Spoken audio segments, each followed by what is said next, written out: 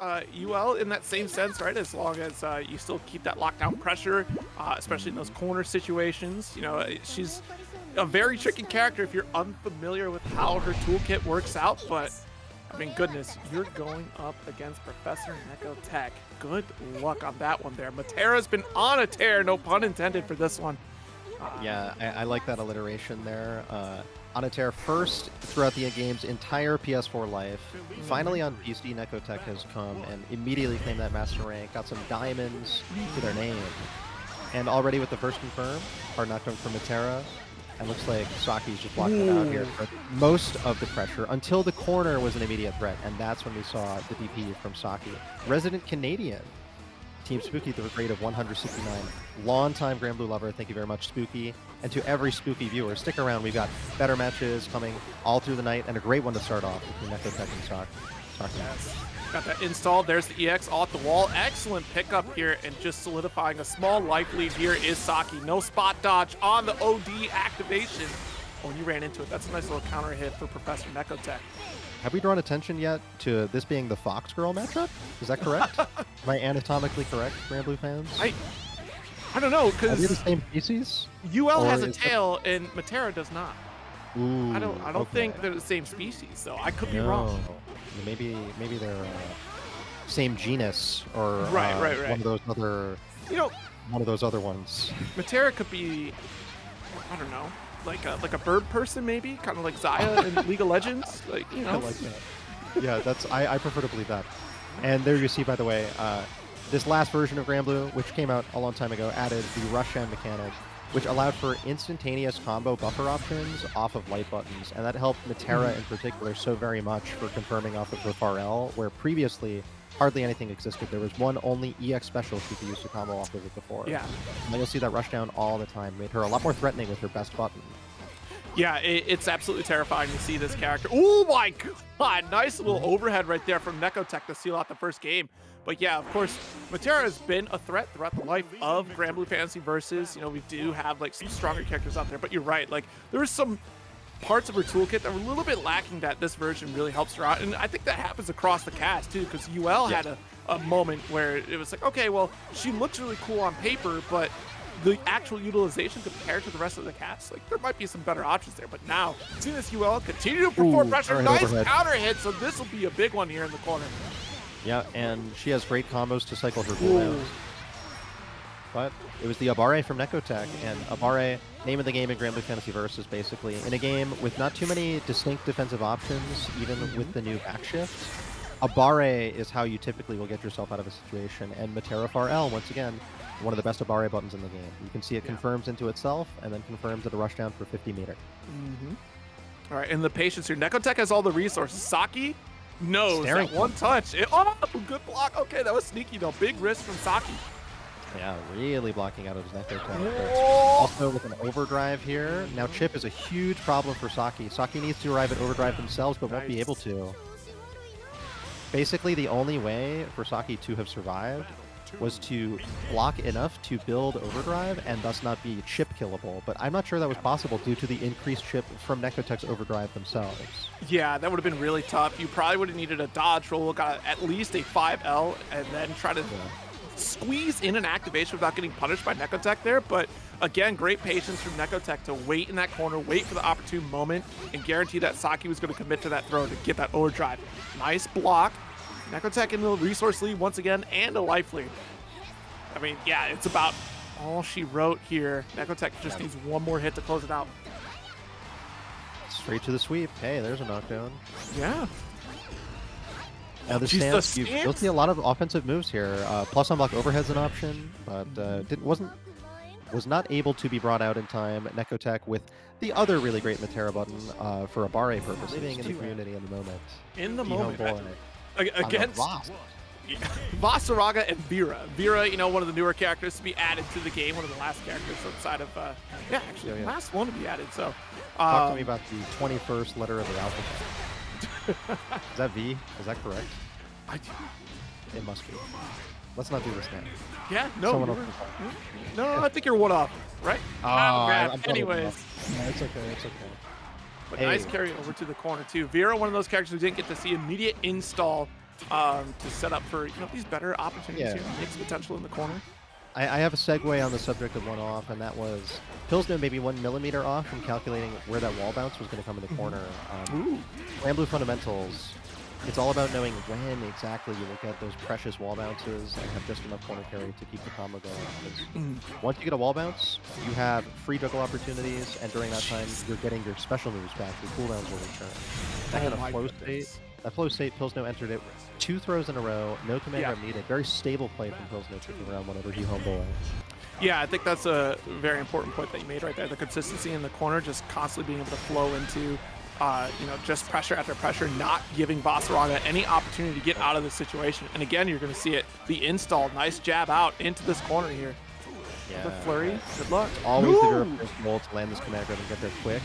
And super is available for her to hit confirm into if she is not capable of landing the command grab. Every Vira player wants to be on this mode. And yes. You'll see special move follow-ups, air mobility options, great ways to extend and extend your turn, manipulate the opponent's expectations. Really powerful. So it's nice punish with that 2U. Oh, no, that's going to be blocked. I'm really surprised that we hadn't seen Plisno activate Overdrive, but they had that substantial life lead. To start really utilizing that chip damage, I think that would have been very beneficial in the corner. Still, getting the victory here regardless, but I think that would just make it just all the more threatening if you activated early. And then Hee-Homeboy really has to worry about, all right, my resources, I have to be careful, have to activate Rush, and then remove that opportunity from Hee-Homeboy. Yeah, it's an auto combo punish. I think Voss can get a 2H high hit punish there on DPs, and that gives him a lot more corner carry and damage. But, might not be one of the DPs that goes high enough. I do know, though, that Voss, amongst all the characters, gets the deepest rewards for those harder optimizations. And there's one such example, right? 2H coming off of EX Fireball Launcher. Plenty of damage to be shown off that 2H into EX Run Cancel. And we didn't even get to see all of it. Hee-Homeboy takes a round trying to show us some more. Dash in right there. Gonna low crush on top of it while we're at it. Plisno still applying pressure. Nice. Got her command grab this round. We see how that earlier difference command grab too. the better. Yeah, because the difference was Hee-Homeboy did not allow Plisno to activate that last round, and look who got the victory. But here, now that she was on the other foot, again, we've been here before. Great challenge to the 2L, but Plisno still. Yeah. 2L to 5H from Voss. Not a frame trap, but still trading both ways. Oh, a lot of damage here, but not going to kill yet. Setting up a one-touch situation. Even with a throw could kill. That's a big threat. Sweep, no cancel. There's the throw. There you go.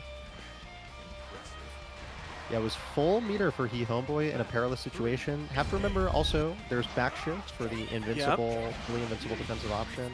Voss a character without any defensive room to maneuver. Not a 5-frame normal on his closeout. He's living that 6-frame life like a few other characters. Combine that with no invincibility, just armor. Yeah, I would say backshift is really good for him. Yeah, that'd probably be the tool to try to force out a bad situation from Plisno. Nice cross-up, but no confirm. Jeez, yeah, just so slow. That is so unfortunate against Vira here. Especially now we got the activation going here for free. Taking time to armor up. Too high for the combo off the jump in, but in the scramble, Homeboy tries to jump out and gets hit on the way up. Really one buffer away from either player. Especially Hee-Homeboy, who still has super. Oh! Whoa! Perfect timing.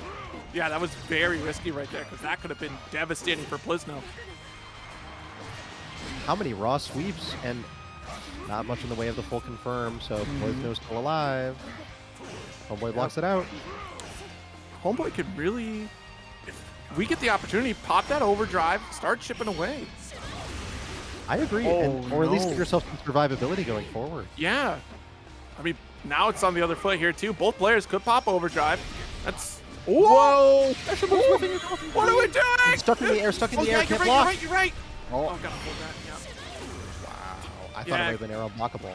I thought it was going to set up, too, the way the beam works. Like, you'd be stuck up there for a little bit, but unfortunately, Vira has to sit there and hold that beam. She's busy. No beam RC to be found, and so it's a 1-1 score and a instantly tied up game. Hee-Homeboy coming back. Hee-ho. Hee-ho, that's a 2H anti-air. Nothing in the way of the counter hit confirm, but still Devastating corner position. That's why Plisno's quick on the DP to bust out. Oh, absolutely. Okay, nice flurry here. Another check with the 2L. Oh, again, not allowed to come in for this command grab. Homeboy is not going to let this happen again. Preemptive air dare from Plisno secures the corner position. That was a big deal in the course of what could be maybe a longer round than expected. It's getting longer with every second of this combo. Oh, this overdrive activation. You can hold this. We'll walk the yard. Nice. Armor will make the hit and the kill. It's like a 70% of the screen low. Not so reactable. Yeah. Doesn't feel any better to be losing ground just to his run. You feel bad about Boss getting out of the corner that way, but sometimes it's better to accept it when you know he's just going to die in one hit afterwards anyway. Oh, yeah. Oh, my goodness. Look at this turnaround here from Homeboy, though. Again, just one more touch. And all it was the immediate adjustment of, hey, I know you're coming for this command grab time and time again. I'm not going to sit here and let you do that to me. I will jab out. You're going to have to earn this activation. We're talking constant Waifu Dome appearances and constant growth throughout that scene, playing games just regularly and just sticking with Percival. I mean, like, my goodness, the evolution of SSK alone has been tremendous. Yeah, you say this kid, no exaggeration, really. Off against Joey Wheeler, the name of a kid in Yu-Gi-Oh! in Gran. But Siero on the Cagliostro, you see all the way already, SSK is pretty eager to be breaking the portals that are appearing below. Yes. Percival's well equipped with 2M and 2L reaching down there. Great, quick, disjointed normals. Nice. And Siero stuck in the corner. No cancel on H from SSK, leaving a deadly negative. Ooh, just a bit too far away for the hit. Nice. Tries to go for a Helmbreaker. Whoa! Big interrupt here from SSK. Yeah, Helmbreaker is incredible in this matchup. You recover in time to block the ground portals when you land on them. So you get to clear stuff, you get to challenge pack to anti-air timing. 2L erasing the ground hex. Look, we'll smack it up. I don't want you teleporting on me. And the dash up low has been hitting just every single time here for SSK. And Siero's going to have to watch the lows here. Yeah, but of course that wasn't the low from Command Dash. Oh. It was empty Command Dash into low 2L and then yes. So there's the different timings of the low as well. Yes. Try to interrupt the one that SSK just did. You're probably going to get counter hit by the Command Dash's low follow-up itself. That would be low strike L. And that is a counter hit combo starter off of the X. So you might see that come into play. Siero showing combos of their own though. A full CAG demo, but too high on the jump in to combo into the close M. Yeah, that was really scary right there. SSK whipping a throw. Fortunately got away with it here just for a little while. Siero just a dominant round. Yeah, very nice, very quick. Spent too much time talking about Percy. Gotta talk about CAG now. What does CAG do after getting thrown in the corner? Percy what's up? Teleport's a great option once Siero gets up. Maybe no shot this round. One more after this. You can get a standing reset here too. Just went for the stocks. Whoa! Nice reaction there from SSK. My goodness. Whether it was a reaction or not, it could counter hit something. So, and Percy's far M into rushdown buffer is still just the best buffer in the game. Straight up, Jita far M kind of comes close. And maybe Jita's far M is a bit better of a button overall, but Percy's reward from rushdown is exponentially higher, mid-screen or corner. And so you'll see that incredible damage from far M off him so many times. And he's got the 59 meter right now. SSK is basically as dangerous as ever. Saving some by just using EX Command Dash. That's Lord Strike H. Of course, you need a stock to get that close, clean hit camera angle, which is an indicator that it's doing a lot more damage than typical. Say it ain't so. The camera?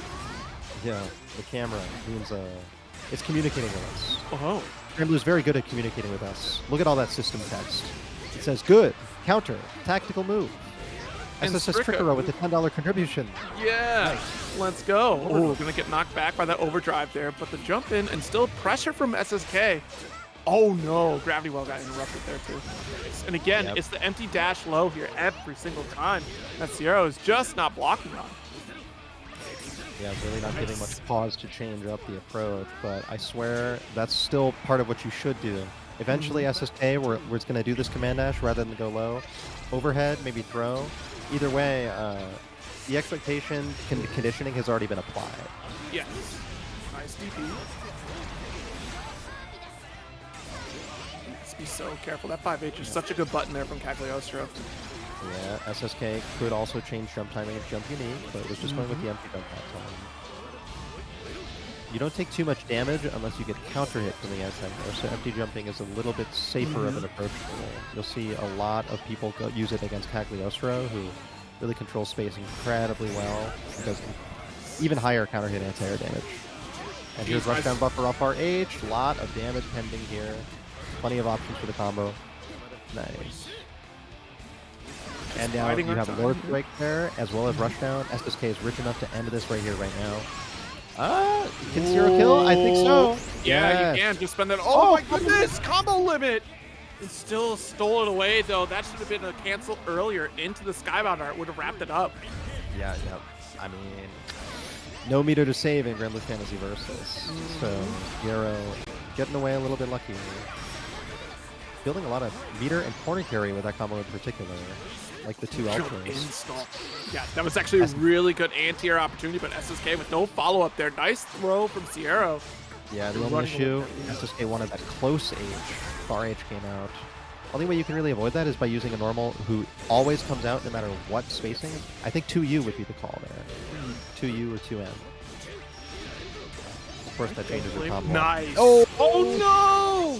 SSK had literally nothing available to combo into other than DP, so shy in cooldowns, and did not have 50 meters, so there's only one way that DP was comboing, and that's if H counter hit or hit crouching, and it was neither. It was a standing far H with punish, so no combo available. Basically, really a huge commitment from SSK. Maybe just stopped up. Probably expected after the whip 5H that we were going to get that counter hit status, and we just did not. A little bit too late on that press. Nice anti-air pickup. Oh, no full follow-up off that here. Yeah, a little bit late.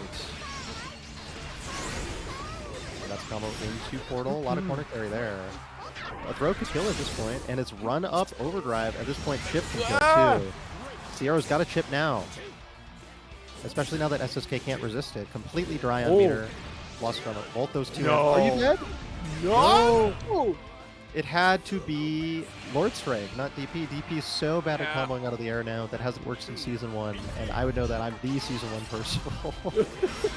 SSK straight up played me in bracket last week, beat me, and said, Monkey Business in bracket? What is this, Season 1? Well, don't do that Season 1 combo then. Dang. I can't believe you're shooting shots at SSK as they're playing live right now. That's crazy. I'm shooting that shot because I need SSK to win on Percy's behalf. Oh, I see. It's for the betterment. It's to bring SSK I need the Lord up. Strike to come out. SSK knows it. SSK knows. We all know what it's like to fight yourself for a mistake. Yeah, wait a minute. My goodness. That 2-1 victory for Siero there. SSK, unfortunately, falling apart here. Even a more favored Dragon Knight than a character called Dragon Knight, right? I mean, can we all agree about this? Am I taking random shots at DNF? Is that what we're doing? I mean, or am I just saying I like Zooey that much? Because I do.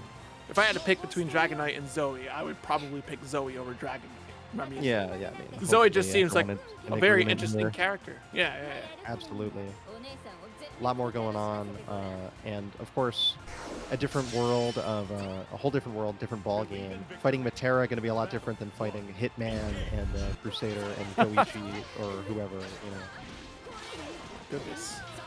All right, so Starlit Barbie, full screen presence there with Metera. Nice jumping for CoinFlip. My God, it was off of the shoot. I'm trying to remember the input for that one, but the spin cycle that comes through. Not her DP. 214. 214. Thank you. Yep, 214 special. Dust loop straight to it from CoinFlip. It's a grip. Is there a pending CoinFlip here? Do we call the mix-up a CoinFlip? Strike throw CoinFlip. Absolutely. I don't know. Maybe. 2M into overhead. It's great because not only do they get hit overhead if they happen to not stand up, but it also frame traps in many circumstances. I think you would need a 5-frame button to interrupt there, and Metera doesn't even have one. And the one that she does have at 6 frames hits too low on the ground to interrupt the character in their airborne overhead animation. Nice interrupting here, low on Dragon meter right there. So one more interaction until we start charging it back up here for CoinFlip, and Barbie gonna get out of this corner once again. Nice, hold the frames. Long block string. You can see because they've blocked through each other's block strings, they both have 100 meter pretty early in the round with a lot of ooh, please wait, but for who? And for what? Full back off and here. When do we stop? They're checking to see how responsive the game has become. The old online showmanship and gentleman's agreement. Gentleman's the two L's. Yeah, the two L's. Yep. Yeah, unfortunately though, Starlit Barbie gonna get a small advantage with that butterfly setup too. That gives you a moment of pause at full screen. Like, great, you get to set up after this. But we got the overdrive back at you.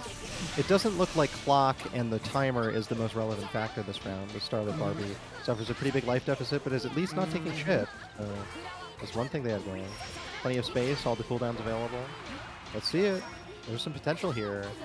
Zooey, a DP-less character, jumps right over a H arrow, and CoinFlip takes game one with 2 rounds straight. And I do appreciate how they played nice and aggressive so that there was no issue on the rules with that lag inference. I appreciate y'all know Tong is in the chat right now. You know exactly who's typing when you read Tampa Never Sleeps typing in the chat. How's it going? Yeah. But yeah, we're going to back out of the station here. Just probably taking a moment to figure out what's the next step here, if we reset lobby or if we're just going right back on it. Of course, you know, Grand Blue players used to this experience, used to, you know, try to make sure everything is as smooth as possible in the online space, or we'll go for character swap. Vira from Starlit Barbie. Interesting. I saw someone say in the chat that Starlit does not like the Zooey matchup here with Metera, so well, at least they were attempting it with their main going in. But if you knew well before that Starlit didn't like the matchup with Metera, but they still went in with Metera anyway, what does that say about the confidence level for this Vira? That's my question. That's the first question that must be answered by round 1.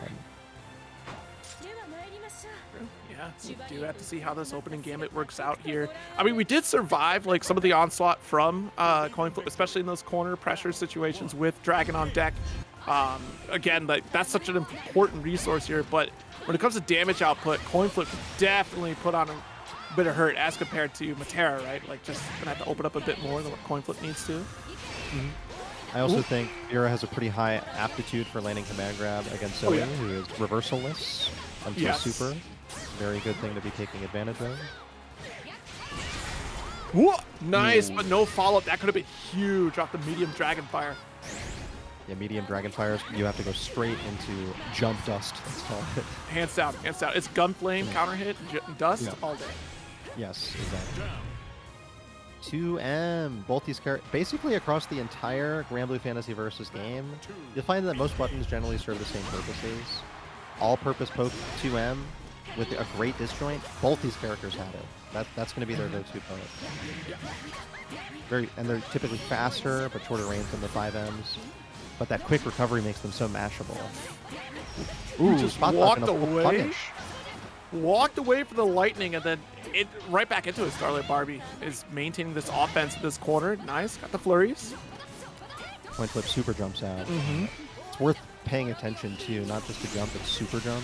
Yeah. People truly aggressively trying to get out of the corner. You'll see the super jump, and they'll do an empty jump.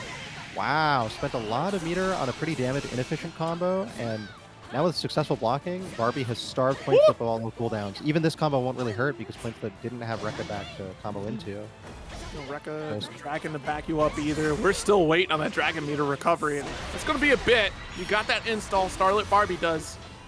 Now the onslaught begins. All right, yeah, the onslaught, by the way, one hit away from killing, and it's a stray 5M from Madfar. Yeah. Hawk CoinFlip on the way up.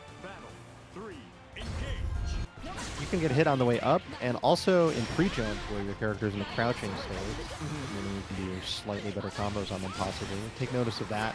If somebody gets hit, but it's not a counter hit, but they're crouching, they're probably holding up, trying to escape a throw, or get out of the corner. Jeez. That's a moment of intensity right there with Starlit Barbie. I don't know if you noticed, just the micro dashes that were walking up to CoinFlip. And CoinFlip felt so terrified they had to stand high, stand low. They were worried which was coming. Was it going to be an overhead? Was it going to be the low, a throw? What's happening? And Starlit working that mental game. Got the install applied here. Good defense. She's going to hold this nice overdrive here. Try to survive a little bit. Extend your health with no chip damage here. Nice! That should wrap it up here. No. Could have done EX off of that. Definitely would need the X to kill, but it's well worth it. It's a safer buffer, more damaging slightly. 2H anti-air that closes it out for CoinFlip. And it didn't seem like a matter of flip coins in that case. That was a fundamentally sound decision. Should I back up maybe 30 feet first? I don't. Probably should. I don't know. Yeah, but I don't know. Yeah. I think I will, but not yet. I'll surprise them. I can't. I mean, if you have people to worry about, like, you know, neighbors or roommates, like, don't scream too loud. You know, that's concerning. I totally will. Okay. Be ready. Be ready. By the way, look at this fancy armor from Rowlet. I'm finding quick counter hit and mocked. That's the plus unblock Lord Strike follow-up. But Rowlet kept the combo pretty cheap, didn't spend any EX Flame. I think that might have been a really advantageous time to spend as much meter and super as possible. But nonetheless, Rowlet has a great life. Wow, huge conversion from Heyu all the way to the corner. And not so often you see the mid-screen combo extension from Zooey. Ooh, Gandito with a $75 donation into the match arena. Thank you so much. And that confirm is clearly just for you and you alone, Gandito. Beautiful stuff, Rowlet. Yeah, Gandito loves the two-piece Lord Strike H. Who doesn't? That confirm has become like infamous in Gran, famous if you're a Percival player. I love the quick stock charges off of H. Far H a button with so much recovery that you're better off canceling it into anything, even stock up, even if that's a punishable option too. Hey, with the quick throw tech. Rowlet could take note. Overhead might be an option there to hit a throw tech if it's preempted. Whoa! Yeah, and spinning slash. A little bit better of a hitbox than Percival's Lord Strike H there. Full screen block string continues. Rowlet's about to arrive at 50 meter. Nice. Beautiful. Definitely has it now. Yeah, this is that range where a rushdown combo could kill. Let me see that blue stuff. Mocked. Oh, light can kill now. Oh, we got the spot dodge punish on the overdrive. Rowlet with game one. We have to talk about a serious problem in the set, actually. It's not wins Sieg, y'all. Wins Nicholas. I'm telling you. It's great that y'all voted for Siegfried and Sandolphin. Yeah, real nice. But none of them have a giant robot. So again, Nicholas needs to be the next character. I don't know where you got the sheep lady. Where's Nicholas? Very concerned. Quick anti-air contest. Rowlet really putting up a lot of stray hits, but it's specifically the counter hit that gave Heyu a lot more damage and corner carry off of that dragon laser. Fireball, I should say. And Rowlet basically in the worst position possible in the corner against Zooey. Dragon set up. There's overdrive as the reversal. Completely gets her out. All Imperious Club with the $50 donation. Thank you so much. And of course, thank you for all that you're doing for the Grand Blue community as well over at WASD. Yes, whether it's beginner brackets or any other kind of bracket, broadcasted gloriously. At least it's in that Herman Miller that I want really bad. What's up, Freak? Oh, nice 2M right there to counter poke. I believe that was the 5L from Rowlet there. No, that's a 5M. Right? 5M, I actually just miss the exact comparison, but I'll identify 5M when I see it. There's surely going to be another 5M soon, but for now, mostly 2L, very tight pressure. Look at this, so staggerable, and mashing out of the delayed throw tech is Rowlet. That's a barre. That's how you get out. Eventually, they're going to go for another throw, and that's just, you know, you can never truly do a meaty throw in this game. There's throw protection, even on the delayed throw tech wake up. Rushdown combo. All the way to the corner. Heiyu's in a great position. Overdrive hits way higher than expected, but Percy's still forced to block by the dragon. All in all, it's a pretty even position. Rowlet's going to look for a super confirm. I think with the increased... Oh, it's the far H anti-air into EX Rekka from Heyu. That is an advanced play. Rowlet, I thought Rowlet might have been safe from that jumping position. That was the tipper of the 5H as an anti-air. And of course, grounded normals, air unblockable, and gambit. Yes. Keep that in mind. Very important factor here. Dragon is already out. Nothing doing here, but we got another threat for you. Jeez. And again, we're trying to, get the whiff punish here with the 2M from Heyu. Yeah, but see, while Heyu might have been proud of the whiff punish in that situation, Rowlet knew that Zooey couldn't combo from that distance and had already buffered her 2M. So you gotta, it's being aggressive like that right away in the matchup knowing where the chaos is likely to assert itself and mashing for it in advance. That's how you got to do it. That's how. Those are the winning plays. You don't want to. You don't want to lose by less. You want to just win. Win no matter what. Win by more.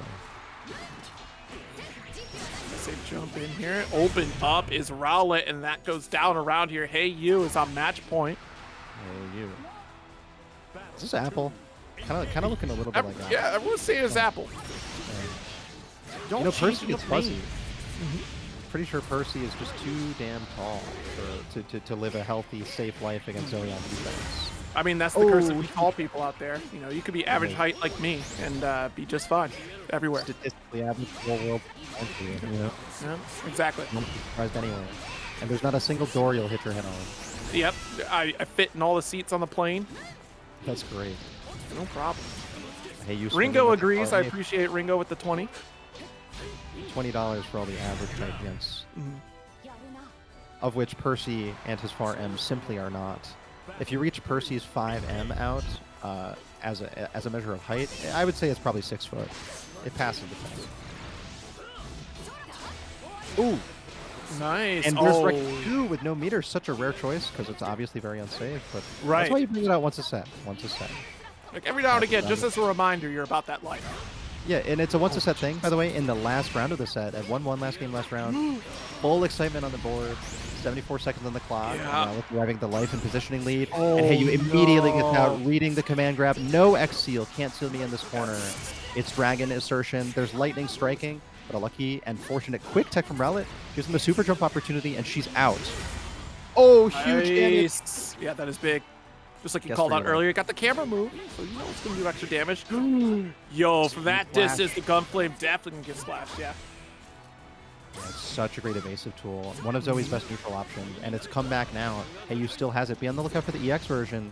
Hey, you could combo off of it to a kill with Rushdown. At 50 meter, a big advantage over Rowlet right now. Rowlet's going to have to find a stocked up EX Lord Strike. Oh, there's a regular Lord Strike. Here's Mock for the Rushdown opportunity, and close L, close H.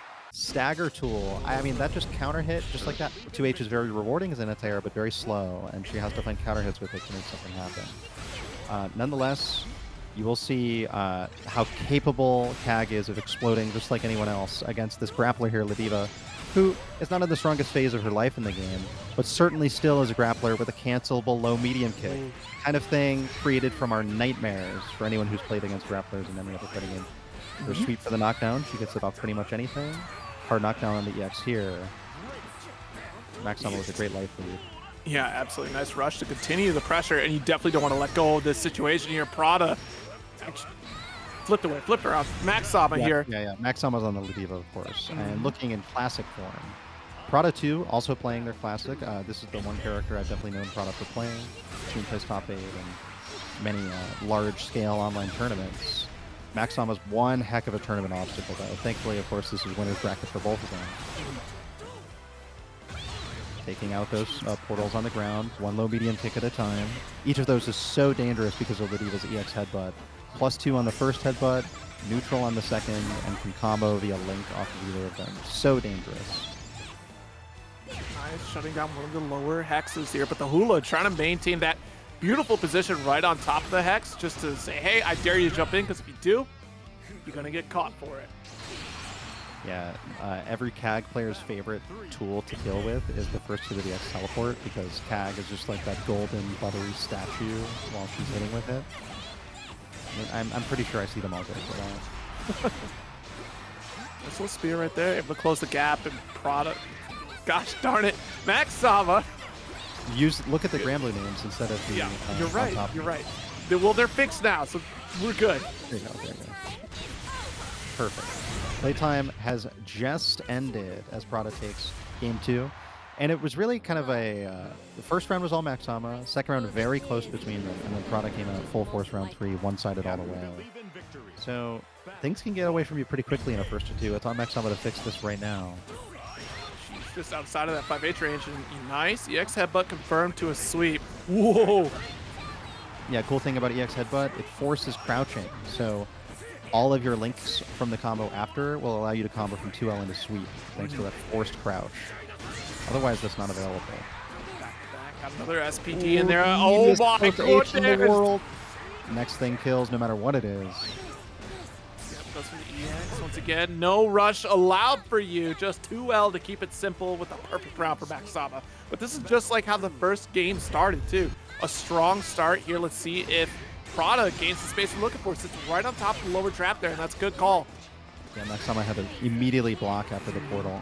You don't have time to contest unless you have something invincible. And no such circumstances for a below 100 meter Ladita.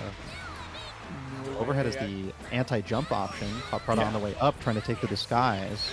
Here's that forced crouch, longest combo possible. And MacsSama has one cooldown left to combo into, which is great. That means there's still a threat, right? If there's no combo type cooldowns left, then of course Lydia is going to throw you, is how I read the situation. You got to keep the threat alive by having at least one valid cooldown. Okay, got the OD. Oh my goodness, and you're locked in right behind the lower hex there. Oh boy, no! Sure, but whiff punish. A little bit early was Prada. Or maybe a little bit far.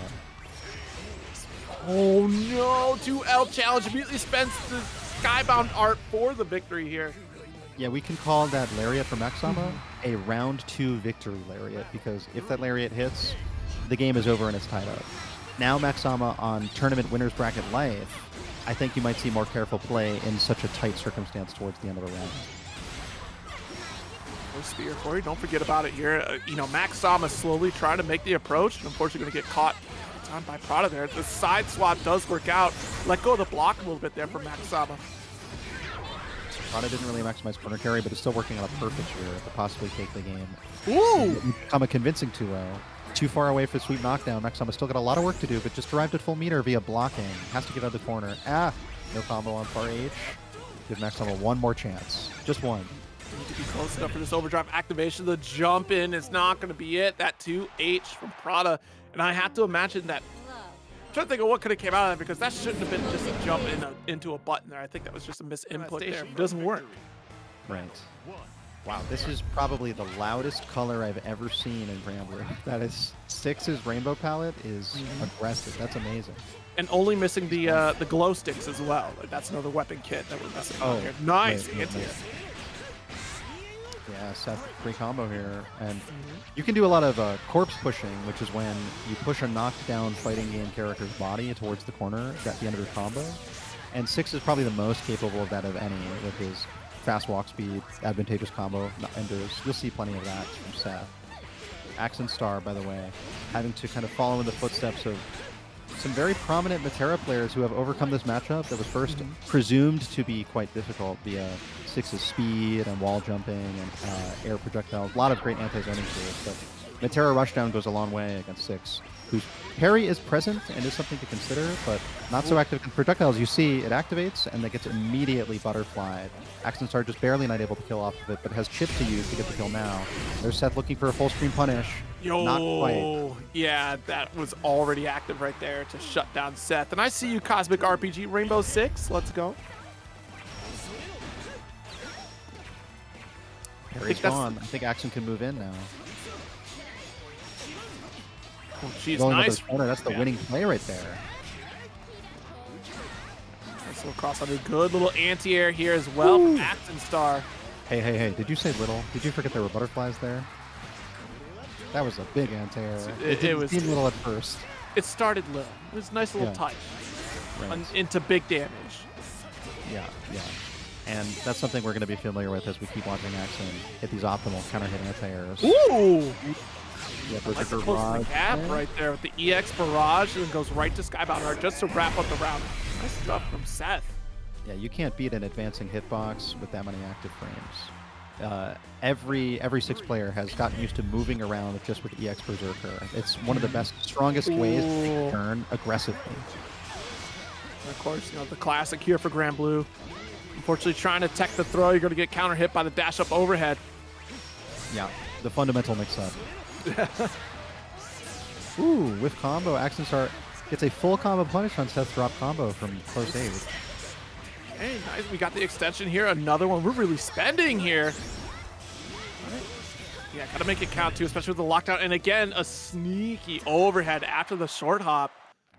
Yes, I like overhead specifically when it will kill, even without it needing to counter hit. And it was actually all the chip damage from the sequence prior Yes. It created that opportunity for the one overhead to kill, regardless of counter hit. That's the old fundamental overhead, you know? Third strike overhead, you just need one. Yeah. Ooh, empty 2L. Okay, Axen. Yeah, it's all going Axen's way. Everything. A force of their will. Jesus. Double overhead Christ, this time from Axen. It's a combo demonstration. Seth is the dummy.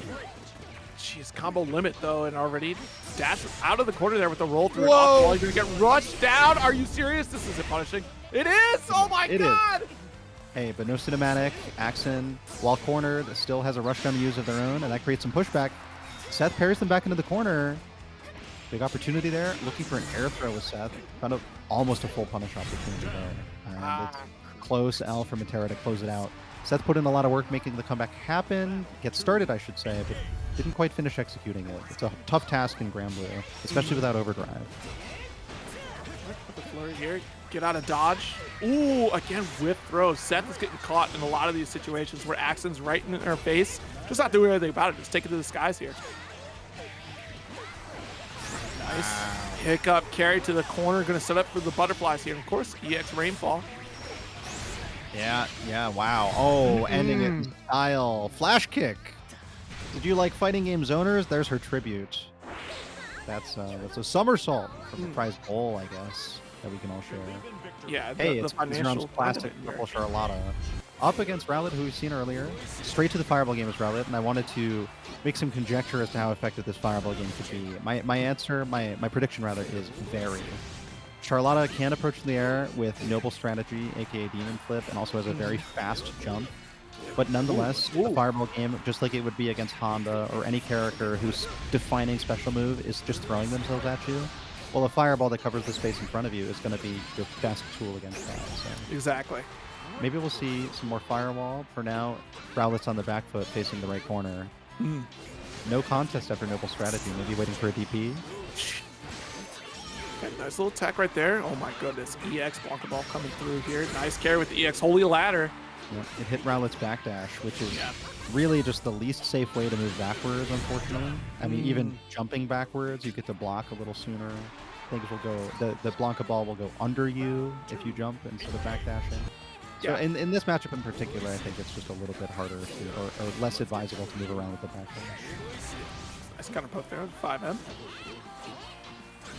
Yeah, Xerom's jump timing is a little bit difficult for Rowlet to predict. Rowlet is landing from jumps of her own and then suddenly having to anti-air. That can be hard to react to. This matchup too, if you have a close M anti-air option with Percy, it's so rewarding. It's really good against Noble Strategy. 2H you'll find from Percy just too slow. Charlotta's just mad fast with all gear approach. So gotta try and find that close M anti-air. Oh no, unfortunately lost in the stare down here. Nice challenge with the 5L auto carry. Yeah, there's the close out. Right when Charlotta was starting to slide from Noble Strategy. Ooh, that. Medium poke, again, really trying to goad Xerom out of their defensive stance. Nice. It's gonna be hard to do. Oh, no! What happened? That wasn't the command dash or rush down, but it was Xerom's quick opportunity to take the game, and Xerom didn't hesitate on that front. Straight to super and takes the 1-0 lead. Sometimes those high-pressured situations, right? You know, it's do or die. Just unfortunately, you make those forced errors, right? Of just, I guess I'm going to just try to risk it because it's terrifying that we're not really doing anything and interacting in any way. Yeah. I mean, Xerom was content to block all of the swings from Rowlet, even though they were cornered. I think Rowlet would have to run up a little bit more, be a bit more aggressive with the light stagger pressure, assert some throw. Right? Maybe those are the tools that will really scare Xerom. Who isn't going to scare otherwise, has just been playing the game for too long and knows how much the damage favors the strike option against Percy. Yeah, honestly. I mean, well-timed here, too, from Xerom. That just goes to show that they've been playing for some time, knows the timing of the gap to roll through Percival. Oh my goodness, nice Noble Strategy. Oh, goes for reset. Ain't no way, double overdrive activation? Yeah, but that didn't scare Rowlet. Still had the life lead, still had all the encouragement to full screen low. And that's a great option to seal the round. I like Rowlet bringing it out aggressively in what was otherwise about to be a pretty desperate situation where Rowlet could have won earlier with buffering the rush down instead of load strike. Nice. Ladder here and still going for the command dash options here, trying to nice. I like you said too, setting up the gun flame is so important. You know, prevent Charlotta just from spitting in. Yeah. Yeah. Blocking out noble strategy as Rowlet successfully too, building some space, but Xerom's unthreatened on the ground until Rowlet moves in and asserts that rushdown. And I mean the offensive idea and not the mechanic. Oh, jeez, in your face with the noble strategy there. No spot dodge, gonna have to hold this. Took a little bit of damage for it. Ooh. I'm not crazy. The overdrive activation can't kill, right? It cannot do that? I don't think it can. I've never seen it kill. I've never seen it either. I just... Well, actually, maybe I have, and I'm just forgetting. But, you know, that was a pretty low amount of life there, and it didn't kill. And it would be kind of lame if it could, so let's just say it can't. Non-lethal? Okay, thank you, Garden Tool. I appreciate it. Yeah, that'd be crazy. That'd be such bad manners if you could kill with overdrive. I'd do it all the time. That would be... there was a... These rules have to be set sometimes in fighting games. Guard cancel into one more burst in Persona. Yeah, that shouldn't be killed. Anyway, Xerom gets a kill and takes a 2-0 set against Rowlet. That was one of the only Katalina players that has really persisted. Neokarsh, who has really been claiming names for this character for about a year in particular. And Skyfarer, that is like the one thing that that's your title if you're a Grand Blue player in any circumstance. You're a Skyfarer. But this is the Skyfarer. This is the rank 38 Metera with 8 diamonds and Canadian Skyfarer of XLN prominence. Yeah, going up against Neokarsh, we've seen time and time again. Of course, Michael Jordan out here. Yeah, don't let that rank B fool you. Okay, nice. Oh wow, ever stoic Neokarsh here in the face of Skyfarer. Throw into the corner. And this is going to be a tough one to crack here out of here. You have no reversal. You have to hope for, like he's been saying, that back shift. And finding a way out to rush and put Katalina back into that corner for Neokarsh. Yeah, no way to air it. 2L hits Metera out of the overhead, but Neokarsh didn't pick up the combo off the counter hit 2L. It really is such a statement when you hit somebody out of their overhead and combo off of it. It's like, not only am I reacting to your whack-ass overhead, or not only am I mashing anyway, but I'm also ready to convert. Meaning, you should never do it again. Armor got back screen thrust, so we're still okay. Nice spot dodge, but the 5L draws the line. The line in the sand. The line in the Nice. Yeah, the cross-up angle has proven a little bit difficult for Neokarsh. Twice, basically, Skyfarer was able to get out thanks to Metera's second jump at a steep cross-up angle that Cat was struggling to anti-air. But there's the 2H counter hit and the 2M pickup. Nice right at the end. Good 3-piece. Same deal, right? Short hop forward, second jump, still can't anti-air it. It's just too fast. We've seen counter hits, we've seen no attempted anti-airs. Both. Jeez Louise, and Neokarsh done had enough. Nice air throw from Skyfarer. Yeah, I don't think I've seen a throw before. No, it's very rare from Metera. Yeah. Oh, yeah. Haven't seen it this bracket, that's for sure. Good to be reminded that it exists. Everybody has them. That's a meter dump and a kill. No need for Neokarsh. Kind of still feels like Season 1 sometimes when you get tagged by something that immediately launches you in the corner, and Neokarsh has all 3 cooldowns available to spend all at once. Yeah. The fear that I feel, anytime EX boot from Gran is one, EX thrust from Katalina is the other. I'm just like, please no. Yeah. I don't really know the pronunciation of her thrust special move. D-R-O-I-T. Is that French? Is that Droit? Is that Droit? Someone Droit, right? Droit? I hope it's Droit. That's what I've been saying. Call it Detroit. It's the Detroit thrust. That's what it is. I'm naming it now. Detroit thrust. Yeah, that's good. Come out here with the Detroit. Yeah, gonna need a couple more of those Detroits to win this set 2-1. Skyfarer takes a quick 2 rounds, ties it up. Wait, did I miss that? No, that was all game 1. That was game 1. That was game 1. My bad. All right, it's all Skyfarer so far. Ooh. Nice spot dodge. Again, we got the Detroit thrust. It's going to stick. That's coming up in Grand Blue Rising. They're going to change it in the command list. Is Detroit thrust. There's another special move in a series called Street Fighter, if you've heard of it. They have a... No, it's actually Dragon Ball. They have Niagara Pummel. Oh, yeah, the Niagara Fall? Yeah, kind of names special moves based upon more cities and locations. Yes. nice spot dodge there. Into rush to remain plus and hold this corner pressure for Neokarsh. And it's such a threat because you had that guaranteed kill off throw situation, so next touch would have been it. And Neokarsh still killing.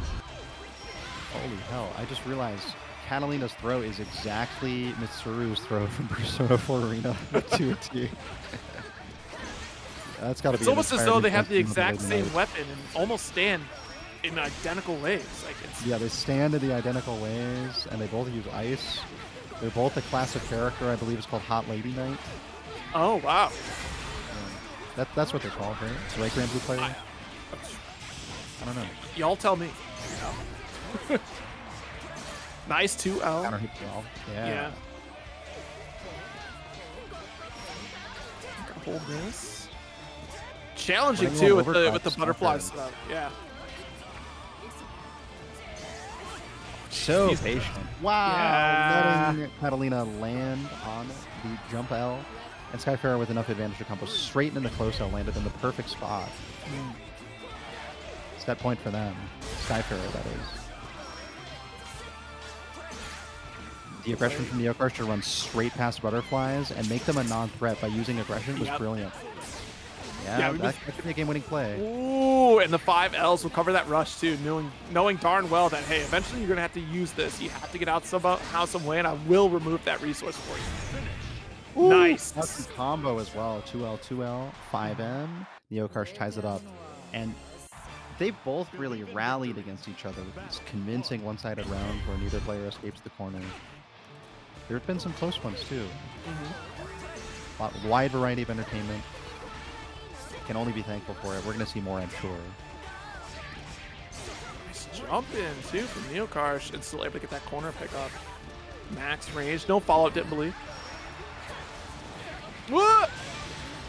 Yeah, that's going to hurt. That's 2 butterfly loops. Might pass 30 hits here. We'll see. 28, 29. Oh, it's 31. Over 30. Oh, 31. And still able to set up those butterflies to remain plus. Oh my God. Oh, she's getting hit. She's getting hit. Oh, yeah. oh my God. Yeah, complete control from Skyfarer once they had, that corner position on the east side of the screen, and that big whiff DP was the mistake. I mean, again, you will pay the price in this game. Like, you can't let things rip like that just for free.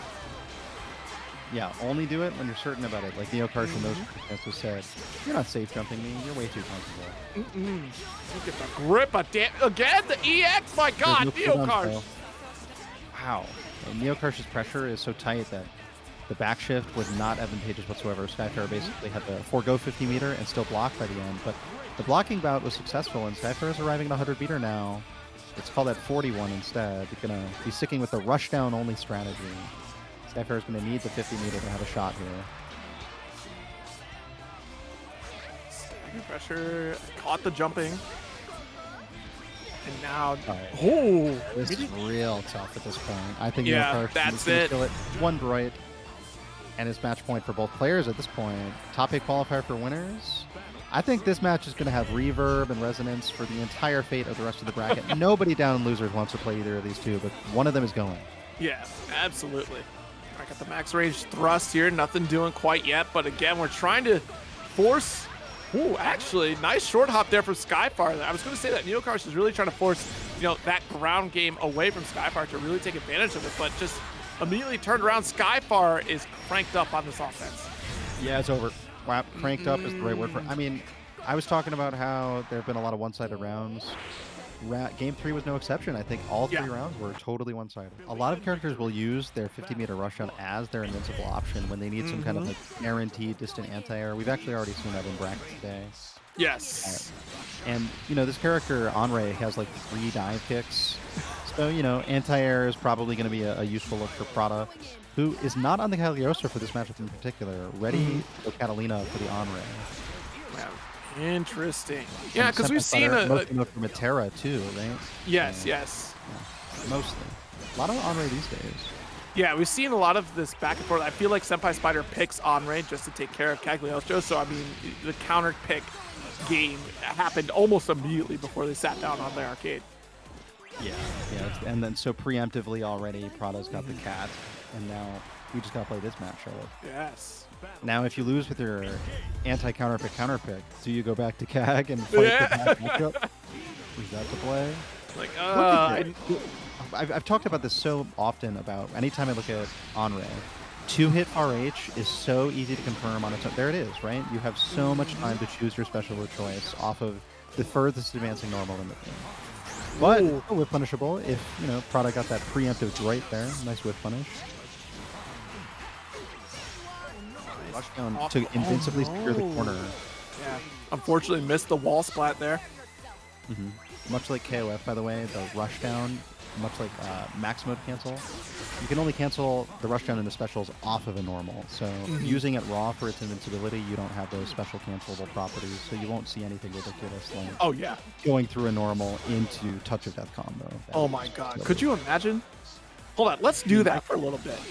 yeah. I mean, I've imagined that. I was like, wow, there would be no value to any offense whatsoever.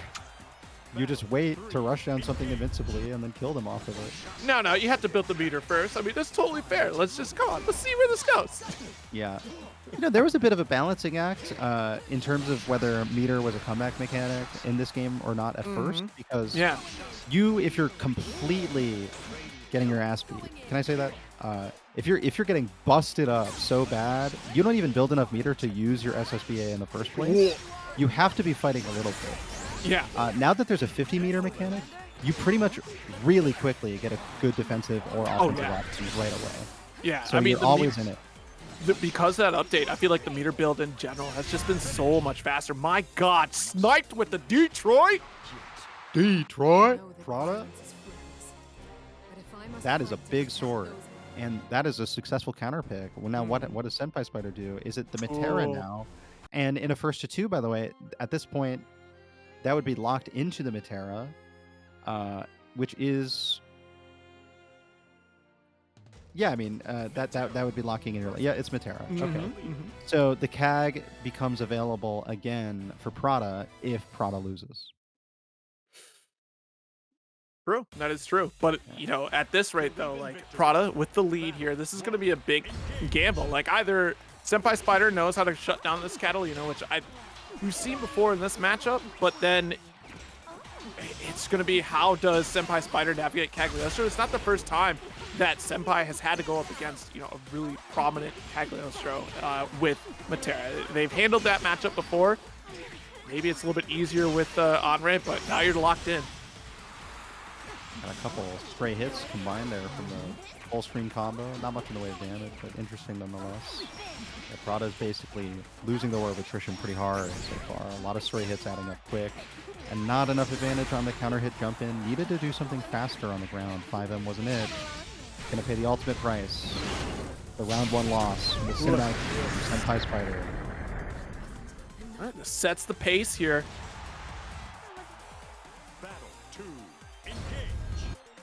That's a good debut for your main. Oh yeah, absolutely. Like, you've already turned it around here. You're showing exactly why, like, Prada wouldn't necessarily pick, like, you picked the gamble, right? You chose Katalina just to take care of the Anre because you knew that, or were betting against that Senpai was going to opt for Anre here. But now that it's on the other foot, the gamble will begin again. If Prada can't turn this around, we're probably seeing Cagliostro. Already locked down in this corner. Very little hope here. Like, we do have a thrust, but we're trying to roll through, which is a smart option here for Prada. Ooh, ran right up, but didn't do any specials off of the far H. Would have been a big game changer, but I can't say it would have changed everything because it's not like SenpaiSpyder was cornered. It's not like Prada with the wall bounce. There's still a lot more work to do, and it's a lot more workable right now. There's the corner. Yes. I mean, that was a brilliant walk down there for Prada from the East Coast to the West. Waits for the hit stun to go away to try to sneak in a throw. Air throw! Finds Mark, and we're still in overdrive, so no chip. We just got to try to open up Senpai, and Senpai is going to be looking for that throw. We know it. There's still reversal super here for the last burst of the overdrive for Prada. That's an option as well. Nice neutral jump, but unfortunately ran into the fireball option from Senpai. And again, Prada could have just waited it out and avoided chip and picked the precise moment to get a thrust in there potentially. Saw the jump in as well to try to navigate, but unfortunately, Senpai made it too difficult. And Prada's sticking with Katalina. Okay. Cool. I'm with it. I'm with it. That was close enough where you can say, yeah, I'll just play this. Don't make yourself get used to anything. And play the set while your opponent's tendencies are freshest on your mind. No loading screens, no break. Go for it, go for it. Oh, overhead, counter hit, that's big. But not so big that it's worth spending meter on yet. Wasn't going to reach the corner. Katalina pretty weak in the way of grounded corner carry. We all have acknowledged this by now. Yeah, just barely couldn't reach it there. And really committed to that dash, too. Like, that was actually the scariest scenario. The Kai Kisuke run up for throw, but it never came. Prada, dash again, going to get OD'd out. So at least he has some survivability. But yeah, there it is. Can only survive blocking stuff. Can't survive a stray hit. Right on the dome. Prada jumping in with the whip punish. Advances to set point. Hell yeah. Firework. Stuck in the air, and that's SenpaiSpyder's opportunity. Hops right in, and empty lows with 2L. This time it's double overhead. I would say the empty low probably conditioned for the double overhead there, and let's see what else SenpaiSpyder pulls out while in full control. Stray air-to-air jump L keeps Prada cornered, but it's a wake-up fireball striking right back. Gave Prada a little bit of space. Yeah, Prada has to be so careful, and Senpai doesn't need to overcommit or anything. Just kind of let the butterflies do the job. I like the full screen overdrive. Typically, people try to use it as a reversal to kind of get out of a situation, but circumstances like these, you simply must avoid the chip. It's fireball just to try to close some gaps here. And good navigation from Prada with the roll. Wow, big perfect. jump in. Yeah. Threading the needle, right in the magnificent spot for the JH counter. And a close H anti-air, air unblockable. Oh, but it's backshift into 2M with punish. The last play in the defensive book from Senpai Spyder. And that's this play that puts them both on set point this time. Our longest set so far, I'm sure, out of all our first 2-2s. There you are. Building some meter now together. This is the slowest round yet. I'm impressed. Great on the fireball here. 2M does find the mark there. That's such a reach for Senpai. Yeah, really good button. Senpai almost got comboed off of that. There was just barely a whiff on the 2M. Ooh, counter hit to right. No meter needed. Ooh. Oh, what a cross up there, and still able to get a button out there. Is SenpaiSpyder going to have to hold that overdrive, though? Yeah, it has a lot of work to do to try to catch up in the resource game, because Prada can just be big chilling with that overdrive. Can block it out as long as they don't get hit 3 times. Still going to have it. There's one strike. What's next? SenpaiSpyder arrives at 100 meter, thanks to being so active and offensive. The overhead block was important, but Prada needs to make something out of this overdrive before getting hit again. Otherwise, it's a complete waste. No, it's wasted. Is that death? That's death. Oh my god, goodbye. No, too far, too far, too far, too far. Too far. Ah, could have done the beam, though, actually. Yeah, the beam super might have wrapped up. I don't know, it's a bit of a combo flip trying to too hard. Oh, that was a risky EX low fireball. Clashing and able to commit to the rush. That's a smart call. I think, yeah, Rushdown is the invincible option right away. Was brilliant from Prada. White Percival, white and red, based upon that one Percival art that we all really like. Holy Order Percival. Nice, full screen throw. Oh, and wow. completely stockless Rowlet still rushing Nekotech down, really prioritizing the positioning over the stocks. And I say Percy only needs one. And it gets spent right there, keeping the lowered strike low safe. Keeping it safe without stock, well, that's going to be EX's job. The H version, jumped over, found DP for a nice knockdown, and it's basically a one well-confirmed touch game for Rowlet versus Nekotech, but Nekotech's getting right to work. Short hop counter hit with the butterfly extension, and this is just about tied up now. Resource for resource, life for life. Oh, it's the air block on the anti-air. Rowlet very wise, jumped right up, no normal to get hit with. Nekotech was fully betting on that being a counter hit anti-air into a full combo. Instead, it's Rowlet actually punishing the combo buffer in advance. Good God. Nice DP. Like, get out of the skies. Mocked counter hit. Yeah. That's big. It was actually, yeah, these little low buffers. I think Rowlet really values having the Lord Strike special move available, and so isn't using EX. Even though in the corner, there's a great combo available with EX stocked Lord Strike low, which is Command Dash low. And maybe that opportunity will come again later. Rowlet still does have the one stock left. Took a step back for the 2B as well. 2M, excuse me. Check it out. Nice throw. That's enough for that kill. Their first game, we go into Rowlet in a very strong fashion. Yeah, I like the choice. It was close light, close M, run up throw. Confidence with stagger pressure, that kind of flexibility in your movement, not feeling so rigidly locked into just doing your frame traps and not just threatening with your amazing buffer normals. That is what unlocks Percival's true power. Once you have that mobility and flexibility and you're staggering with poise.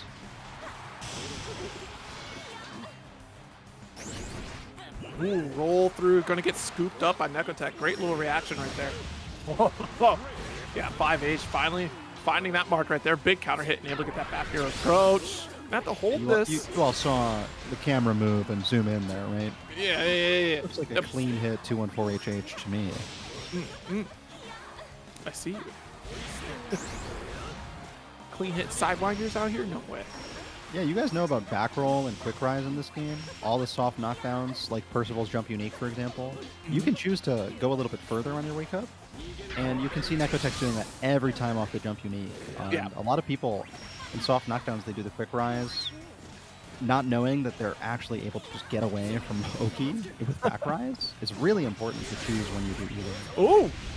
Oh my goodness. Yo, what a pickup there from Rowlet. And that's a great call too, right? But yeah, like something very small that if you don't know, like you wouldn't have noticed that. You're just like, oh, that's crazy. You're rolling backwards. Don't know why. Ooh, it really did. It looked a bit too advantageous. First there was a counter hit, 2L that counter hit, and then Rowlet went for throw. Too much hit stun. Nekotech forced the scramble with the mashing, is now taking huge advantage. Actually just rushed down through Percy's wake up normal. Whoa. It's a great way to add a scratch, but not too much damage. They're expecting another jump in there. Double low, actually, from Rowlet. Nice resources and stock. Nice roll. Screen low secures the corner position. That's huge. Right against this wall. Oh, how do I hit there? It's too short of a hop. It's unfortunate. And ducked right under it, too. Got the overdrive in the corner. That's a positive spot to be for Rowlet. This is exactly what got them the last round, too. Oh, the staring contest and into the fast draw showdown. Yeah. Nekotech was a little bit quicker with the Abare 5L, but I know Rowlet was pressing 2L, and it was just a little late. Oh, nice roll into throw. No back throw, though, unfortunately, so we're going to just maintain the neutral. Oh, my God, Rowlet, please! Nice. Got the anti-air pickup. Please and thank you. Dodging the fireworks. Oh, but the low right after, Rowlet must have been trying to jump or something. Blocks the single overhead in the low this time. Nice. Get off. You gotta win this right here, right now. Yo, Rowlet has so many resources and could, like you said, kill here to wrap this up. Command grab. Overhead does it for sure. There's no way to drop this one. Straight to SSBA, putting the unique win pose on the screen for all of us Percival fans. Let the man march. Surrounded by flames. That's a Lord of Flames right there. That's Rowlet, the Lord of Flames today. Joining more uninstall. So this will give us our last top 8 participant, joining from the loser side. And winner side waiting to possibly play them. We have Senpai Spyder and Xerom, Axenstar and Skyfarer. And then we've got to figure out who plays against Rowlet and Neokarsh now. I have no objections if you play nice. But if you full intros for the first time today. Yeah, they know this is their big dramatic moment. One of them has to go home. They're honoring each other with their presence. Has to go home and continue watching the tournament from home where they play like that. Oh man, get up from the computer desk and sit on the couch and watch it on Twitch.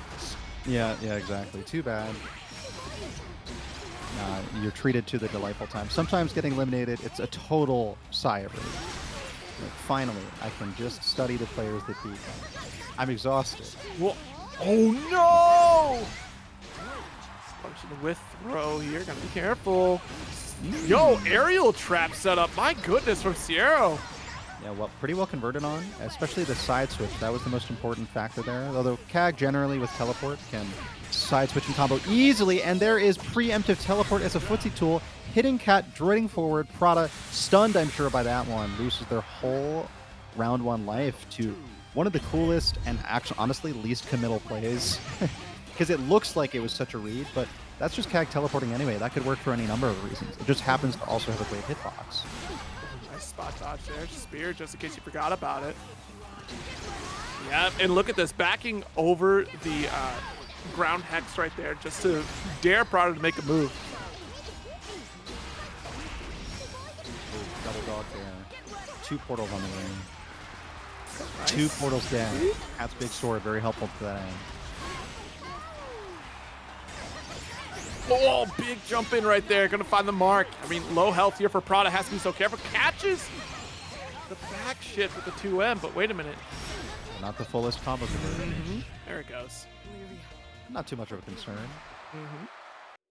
I think, as far as I remember, both of those rounds had Prada with maybe like 50% left. Believe in victory. Battle 1. Yeah, you know, Yeah. sitting pretty well. Not so worried. Unique. The stray spears have been adding up. There's 2 already in this set. A couple of instances of chip too. I'm sorry, not in this set. In this 1 round for game 2, there's a 3rd stray hit spear. Prada catches on and goes straight to the spot dodge. Nice spear set up right there. Gonna have to hold the time. Ooh! Not this time, said Prada. Ooh, really deep run up. Yo. But no follow up. That's unfortunate. Yeah, and look, see, it was so obvious because there were no cooldowns, right? Siero was waiting, but then immediately knew the throw was the only look. Yeah, not even daring to make an approach. I mean, the trap is right there. We could get speared into it for an extended combo, carry over to the corner, but Prada's very aware of the dangerous situation that they're in.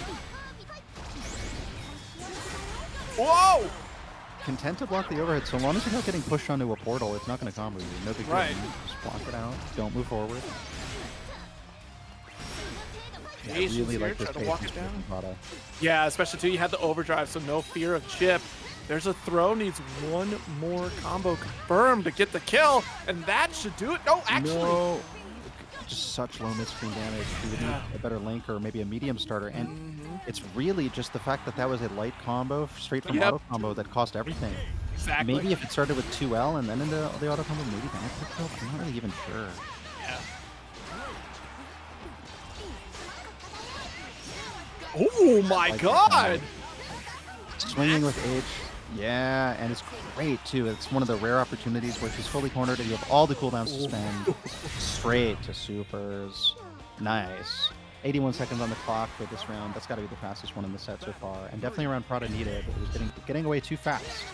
Already 0 match point from the round previous, but we should draw attention again.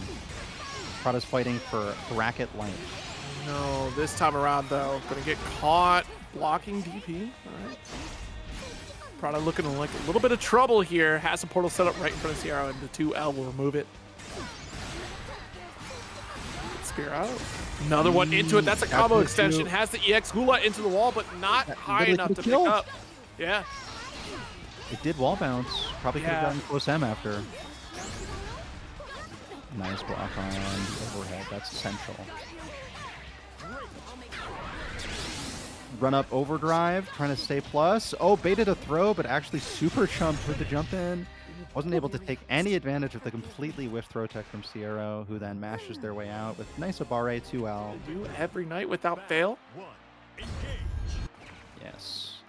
Top 8 is its own block with the player names etched in there. I usually kind of skip right there most of the time, not gonna lie. And that is the honor distinguished by our finalists here. Getting us started is Xerom and SenpaiSpyder. Xerom already down about 50% life, but we know Xerom's explosive potential, and we know Xerom also, in the face of overwhelming offensive force in the corner, will block it out with patience and poise. A really sound defensive player who you have to show that you're willing to mix them up, otherwise they simply will just not let you. Well, Xerom finding some of these openings here in the east side of the screen, and Senpai making a great challenge. Nice. Ooh, overhead. We're going to spin to try to get that punish there.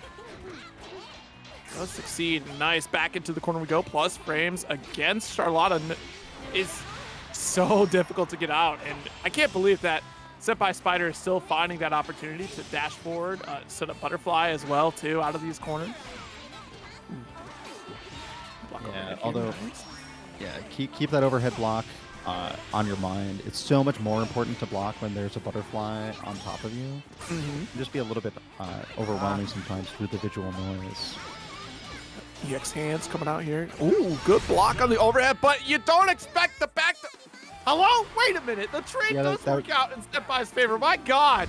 Second hit DP, clobbering Metera there. Or wait, no, clobbering Charlotta, Xerom, who died on it. Yeah, wow, funny. Ooh. Yeah, so where's Metera's hurt box on her hop?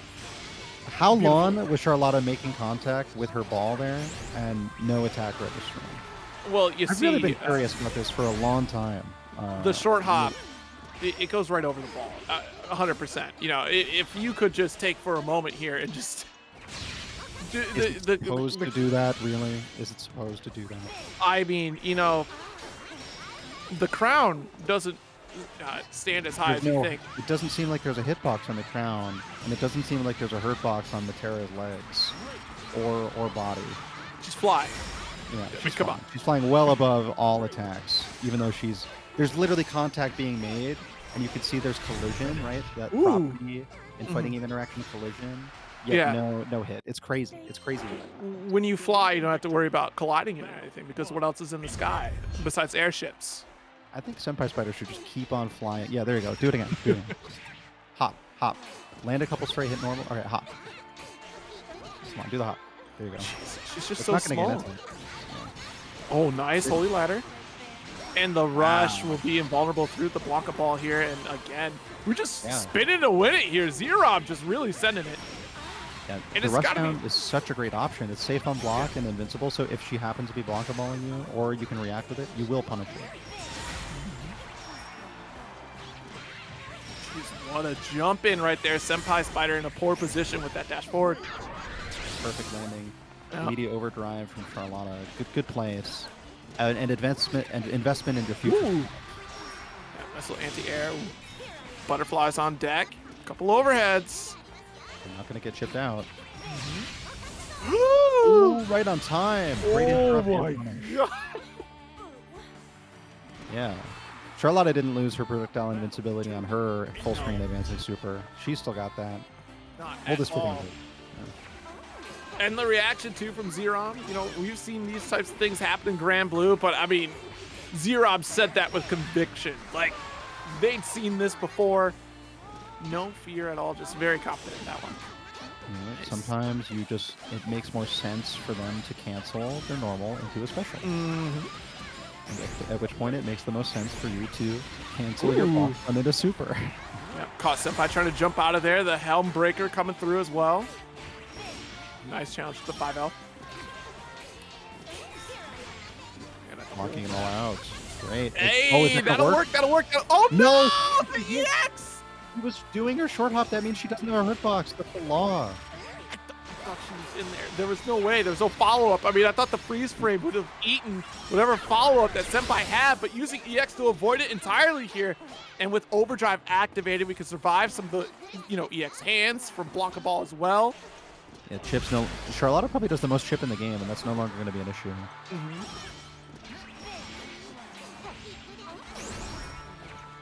Yeah, it's a whole onslaught of arrows and butterflies, but without a throw, without a mix-up presence, I don't think Xerom is really going to bite. It's going to have to be a stunning hit from neutral, and actually, it's the preemptive defensive neutral jumps.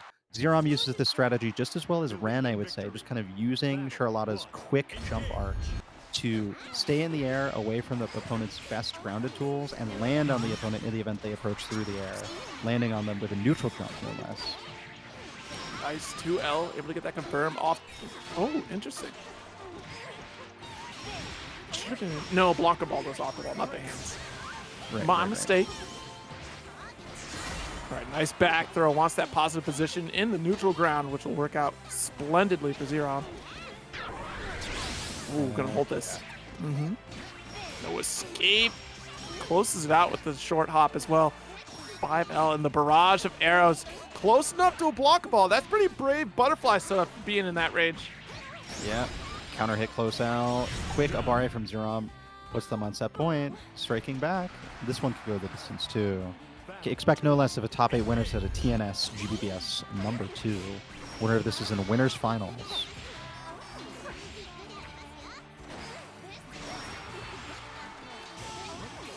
A lot of pink on the screen. This is probably the most respectable we've seen Xerom be of the zoning. And just as I say that, waking up directly into meaty butterfly lightning, which is not such a respectable defensive play. It also happens to be wrong, but hey, you get tired sometimes. Sometimes You get just exhausted gotta- of blocking. You gotta let people know. You know, don't that you ain't a coward. No! No punish on DP. Alright, get off me, overdrive. No way! See? Oh, I was gonna able say- recover. I don't think there's time. She was just too far. That super has a long travel time, but Xerom actually was able to get in off of it because there's no way. Okay, nice full screen position here, and both one touch away. Well, several more touches for everybody now that it's set point. Both players. We'll see. Let's count the touches. All right, that's 1. 1, 2 for SenpaiSpyder. That counts, that's 3. Might be a while. All right, 1 full touch there. Well converted, a 10-piece from Xerom. I lost count, and I probably should have lost count a while ago. It's hard to do both characters, counting the hits. Yeah. How about that same 10-piece combo for both hits so far for Xerom? Oh, the throw bait is successful. And super throw right on time for Xerom. Straight to the kill. It was actually really 3 touches for Xerom. I never lost count of Xerom's touches because they were all fully converted combos. Coast really approached overdrive and the new meter usage very differently. Which Oh is my very, god, the yo, Metera players okay. don't approach anything differently than Right. one another. Of course it's hop. And by the way, the only reason that traded is because both of those hops, of course, don't have a hurt box, so there's really only hitting can be done. There can only be hitboxes making contact. That's what creates a clash. Goodness. I'm not kidding. There's no hurt box on that move. Where is it? Y'all got away with this the whole game's life. What? This is going to expose it. The mirror match you'll see. There's just no hurt box on her hop. They never put it there. One day, they'll figure they it out. won't. Maybe in No, they Rising, because Rising is going to be about taking to the skies even further, just like this shot. Yeah, that 2H anti-air took to the sky. Nice. I like how we named the Meteras by their hair up here. That's a good one. It's very smart. The Yeah, the blonde Tron and the blue. Yeah. Yeah. Because they're pretty much just in black clothes otherwise. It's true. That is true. There's no other distinguishable trait between the two. One is white and black, and one is blue and black. Yeah. Wait, do they both have the same length of shorts? I know that's a costume option. Oh yeah, that is. Yeah.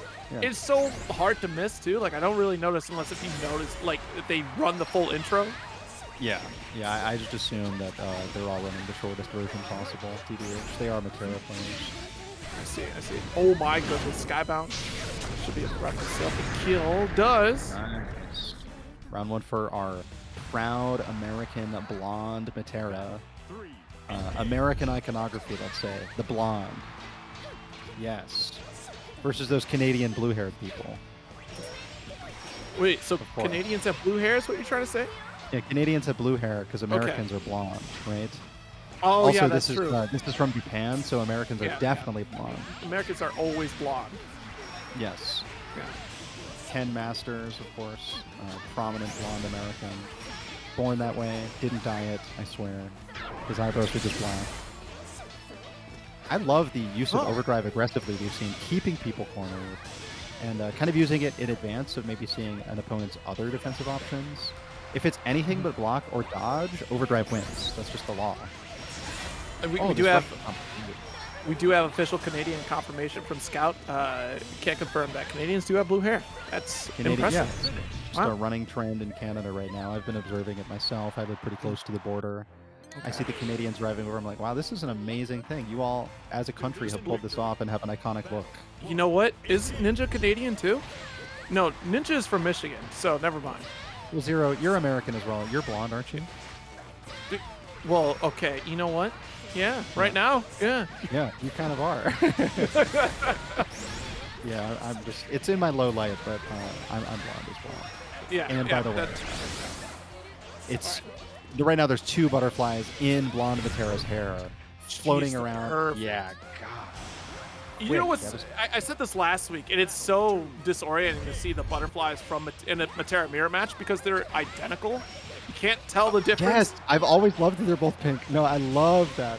Because you don't want to be the beta Metera with the off-color butterfly just But because I you're mean, player like- 2. But I'm just saying, like, you know, the only tell is like if the butterfly is facing the other direction. But if you swap, oh, perfect, right back at you, Axenstar. Just, Hell yeah. why not hair color determine or bow color determines the butterfly? Why not weapon? I don't know. That's too much.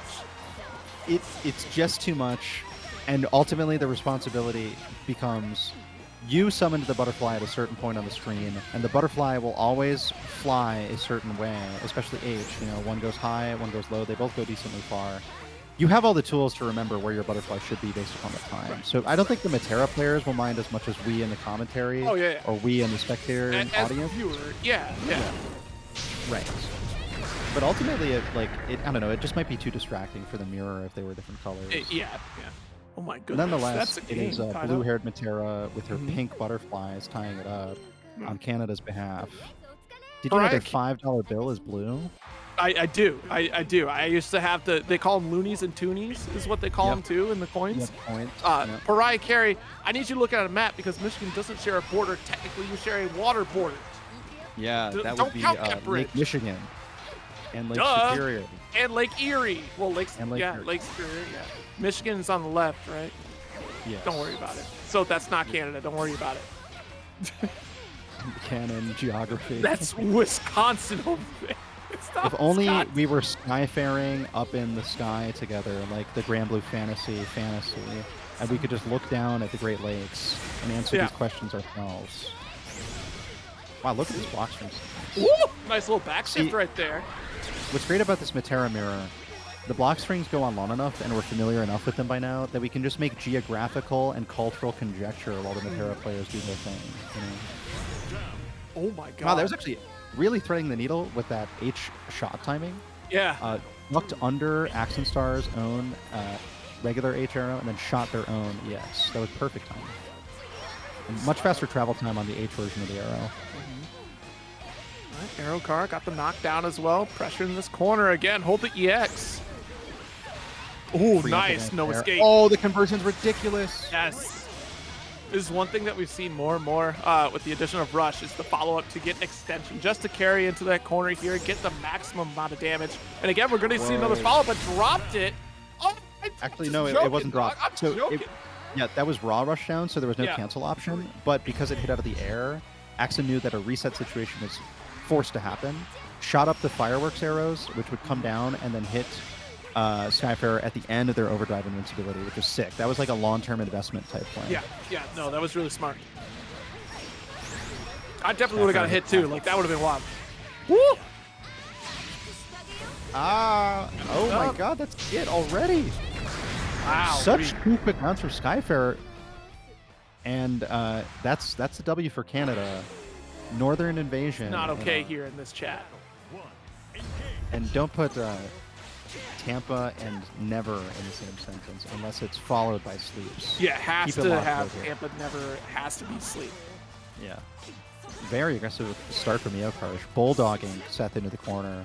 One active hitbox at a time. Totally moving forward. Very relentless.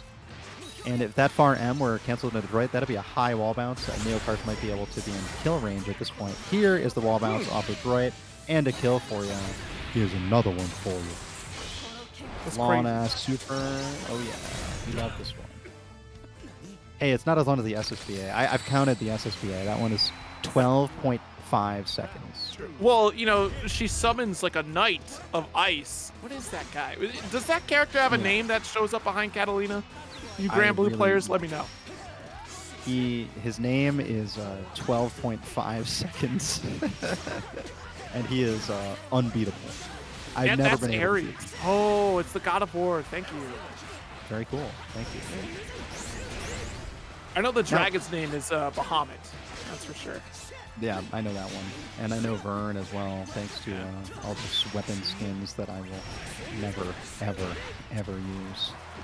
Nice little barrage to carry over to this corner. Pressure against 6. Should be able to maintain his control, but the threat is that DP as well. If Neokarsh wants to represent, but the patience on defense from Neokarsh, I'm not expecting that too much. Oh my god, the confirmed elbow kill.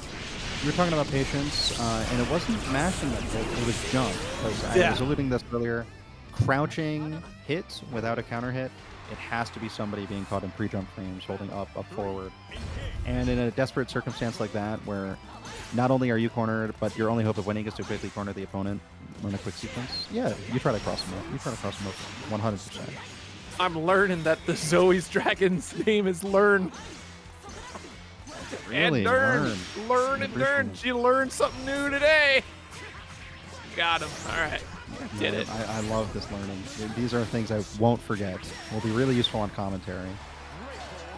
Yeah, I mean, that combo's cool, but completely cooldownless. Oh, here's a super. Still not going to kill, though. Actually going to save it, yeah. Ooh, yeah. With throw. Use the overdrive to get out of that corner, though. Nice dive kick, but no full punish. Seth still has overdrive, so no matter how low the life was, it still had to come down to a real hit, but that's what came right away from the 2L. I think Seth was probably trying to walk backwards. Maybe a bit deceptive of range on the 2L from Cat. It's Ladiva's theme blasting. I'm sure this is powering up in some way, even on the 6. Oh, see, there's that DP, you know, able to call out that gap.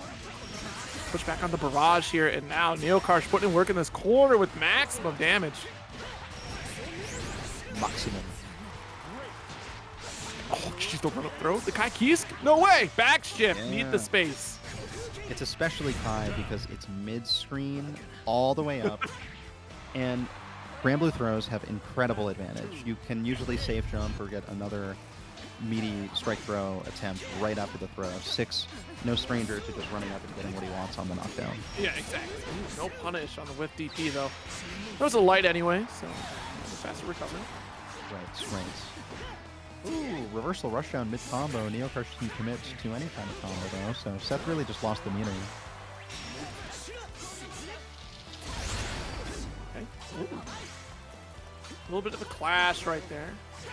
Nothing significant for either player, but this is huge for Neokarsh. Oh, but dropped.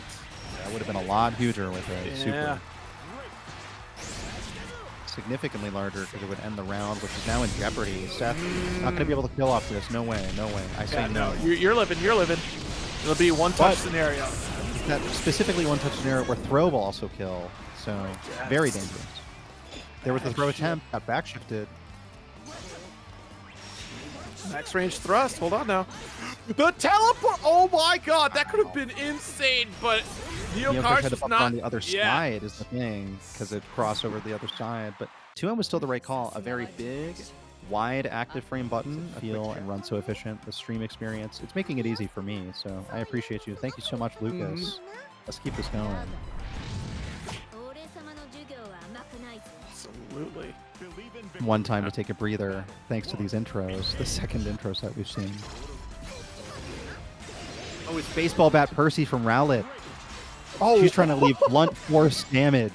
All blunt force trauma. No sword, no flambear. I do love that they offer different sounds to the weapons too. Like if you get Jita's frying pan, like you have the frying pan sound effect. They really thought this through. Can you imagine somebody being so strong that they swing a baseball bat with one arm, one hand? That is so scary. That's home run bat guy from One Punch Man. Home run bat guy? I thought that was a Smash Brothers. Is it, what's his name? Is it Steel Bat? Crap. There's a bat guy.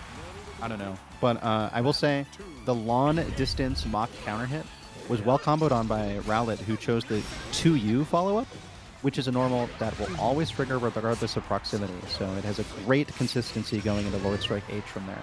Great choice from Rowlet. All right, nice. That was the high jump right there. Just get out of that corner. So good arc there. Jump L to remove the aerial trap. Yep. No way to miss the portals because JL has infinite active frames. Yo, I love that option. Goes for the anti-air just to wipe out the traps as well. So it kind of makes that set plan for Siero. A little bit more difficult here. Rowlet had a life lead right there, but now it's about even Stevens. Yeah, even. And if there's a corner hit for Siero, Siero can probably kill in one. Rowlet need two or a really, really good rush down hit. It's not going to kill yet, though. Yeah, well, that's a good start, though, that we were looking for. Got the beefy hit. Oh, my God. Wait a minute. EX Hula Hoop has to hold on to this. Throw from Rowlet! It was reversal throw tech. I feel like Rowlet just thought Siero was going to try and throw them. But and when you're on offense in that situation and someone's defensive throw tech could kill you, you have to be mindful. Maybe delay throw tech yourself or go for overhead. Just something after a little bit of a delay. Because if you just sit there crouching in front of them, someone's going to press throw tech or they're going to mash and hit you. You don't want to leave it up to quick draw, fast draw showdowns. Oh, no. Yeah, that's a light punish. Could have been far worse there, but we don't have the EX available for it, so no carry. Deep cross up. Oh, got the gravity well. Okay. Yeah, X seal, DP for the knockdown, and nothing else. 4 stocks. That's enough stocks to end this. I don't think Rowlet will need to stock up again. Yeah. Oh, nice. Picking and choosing, being very patient. 5L anti-air. Oh, what a roll from Siero. Oh, nice. Confirm with the rush. That's EXD. Yeah. Yeah, it was light, so no shot of killing, but next thing certainly can. And so can X seal, the command grab. Regular throw was attempted. That might have done it too, not quite sure. Ooh, back shift to the other side. What would have been a cross-up teleport otherwise. Yeah, Rowlet's in trouble now. Facing the corner against overdrive Siero. And it's a bit of a risk to teleport yourself into the corner, but if someone's not using the block button, that's a free mix-up for a CAG player to take. And so Rowlet suffers the consequences, has to fight another round. Ooh, air portal setup. Rowlet smartly takes the throw, knowing the CAG players are pretty likely to throw you once there's a teleport or a portal above you, and they want to throw you into it. Yeah, I've been really impressed with Rowlet's situational awareness in the matchup. You've seen hitting the portals in various ways, whether with jump normals, ground normals, jump unique to avoid the anti-airs, nice spot dodge on spear as well. Yeah, Rowlet is locked in right now. What a confirm. Yeah, whether it's a confirm or a buffer, it's definitely extra confirmable thanks to that counter hit flash that Rowlet might have seen too. So Rowlet doing great work there, putting herself on match point. Yeah, this is a great position, minus the right corner. Now it's pretty good for Siero, trying to tie it up. Finds the first counter hit on the path to doing so. Late frame track confirmed. Well cycle cooldown's probably going to go for throw here. No, buffers. I mean, waits and backs up. Great habit, too, of spot dodging the rocks, but spot dodge is full screen with punishable by spear. Too far for DP, so sad. Well, Siero crunches Rowlet. Oh my God, yeah. The most damage possible. I always forget how much damage that does. Like, every time it surprises me. I shouldn't be surprised at this point how much that Skybound art does, and it still does every time. You shouldn't be surprised at anything doing that much damage when it does that much damage to your ears and headphones, too. All our headphone listeners know how much damage that super does. Off me with the hula. Another spear. Yo. Caught paying too much attention to the air trap there. Yeah, that's exactly it. 2H, hella with punishable for Percy. And I think Siero took that well in advance.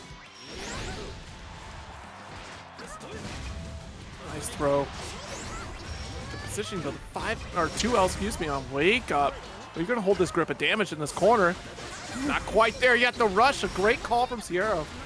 Yeah, Rowlet wasn't doing sequences of lights. A 5L after the 2L would have made it confirmable, but really just assume Siero would block. I would. Nice counter poke with the 5M. Yep. 5L itself, you saw landed as a counter hit before the 5M, but even on hit, that's actually negative.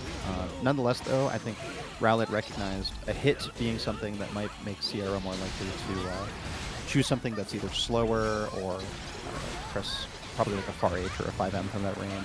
And Percy 5M is really good against Cagliostro 5H. One of the only buttons in the game where you have the speed and the distance to whip punish something that's otherwise so difficult. Yeah. Nice EX, DP, get off.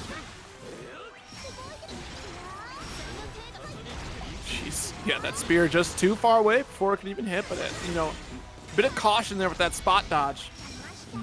You saw the long range 5-8 anti-air too from Siero. That's very strong.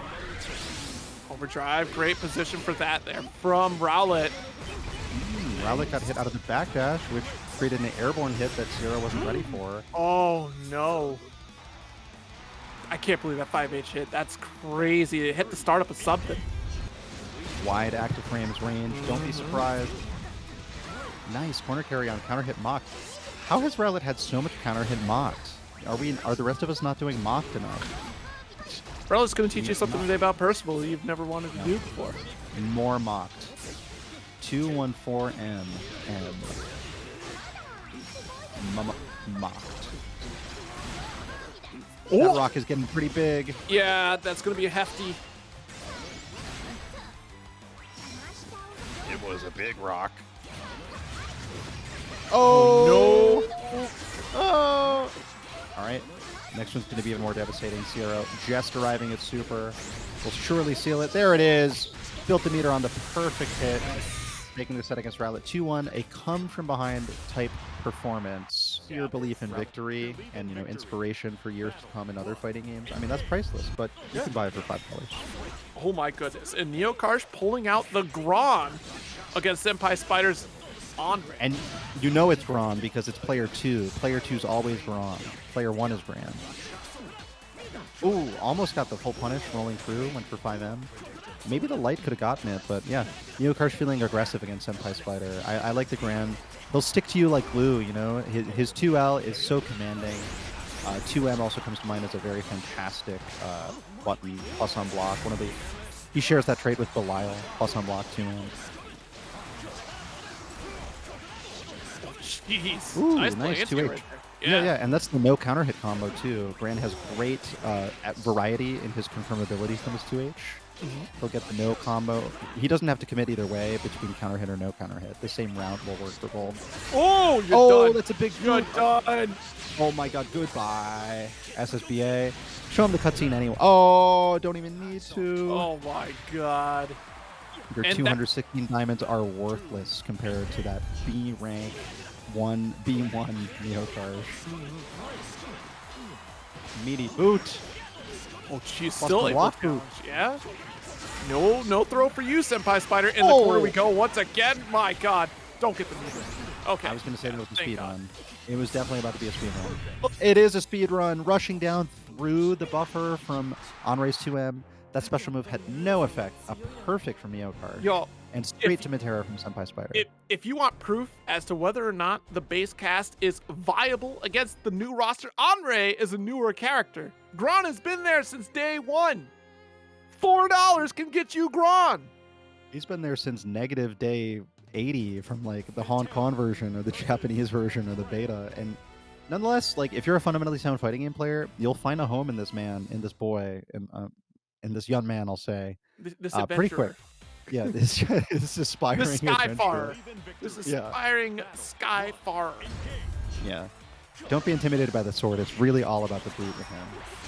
He's here to kick you with his toes. Since the first, since the first syllable of the title, you got me with that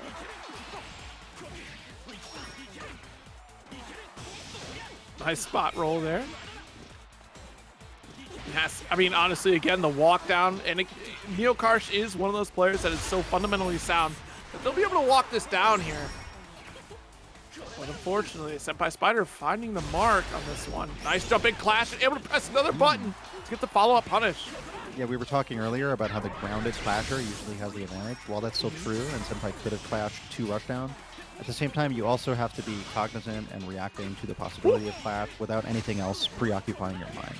Yeah, So any other buffer that Senpai might have chosen had already been done, and so quick JA from Neokarsh in the air wins the clash. Whoa, clashing into overdrive after landing, but too far away was Neokarsh. SenpaiSpyder whip punishes with 2M, no problem. Yeah, that was interesting. I thought for sure Neokarsh would have been close enough for the overdrive to find the mark, but that's just maybe a step too far. Yeah, I was thinking maybe the normal would have a bigger hurt box too. Yeah. Something to do with it. It's the 5L. 5L's so Okay. good for Metera. Yeah. And she's got 72 meter now, so the 5L's dangerous. It could be loaded. Striking back, really using the Russian and mid screen to make sure Neokarsh doesn't take too much space, but looks like that being cornered is a little inevitable. Actually, SenpaiSpyder got right out thanks to super jump, double jump. Yep. I also like to call out, too, that jump momentum that Neokarsh had used to just close that gap. Get SenpaiSpyder to get on the west side of the screen. Huge. Oh, no. Woo.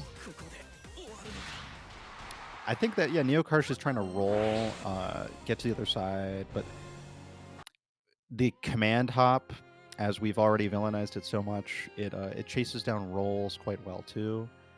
And Neokarsh landed basically so punishable right as Metera landed on top at the end of the roll. So here's Katalina instead of Gran now. Both players have switched characters in the course of the most character switch filled first to 2 so far. Believe in victory. Battle 1. Engage. All weapons will be exhausted. Well, it's story accurate, right? If this were the anime, oh, you knocked out Gran, but here comes Katalina to save the day. Yeah. Yeah. And Metera's charms won't be so effective on Katalina, I'm sure. No, I have no idea how that works. I have no idea how that works. Gran is an innocent and pure lad. Yeah, so he's the most vulnerable to Metera, then? To temptation? No, he's worried about what's her face that used her heart to put her heart into him. So now they can't be too.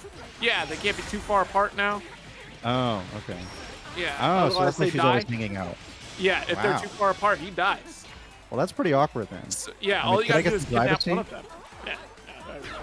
Yeah. Too bad for them. Yeah.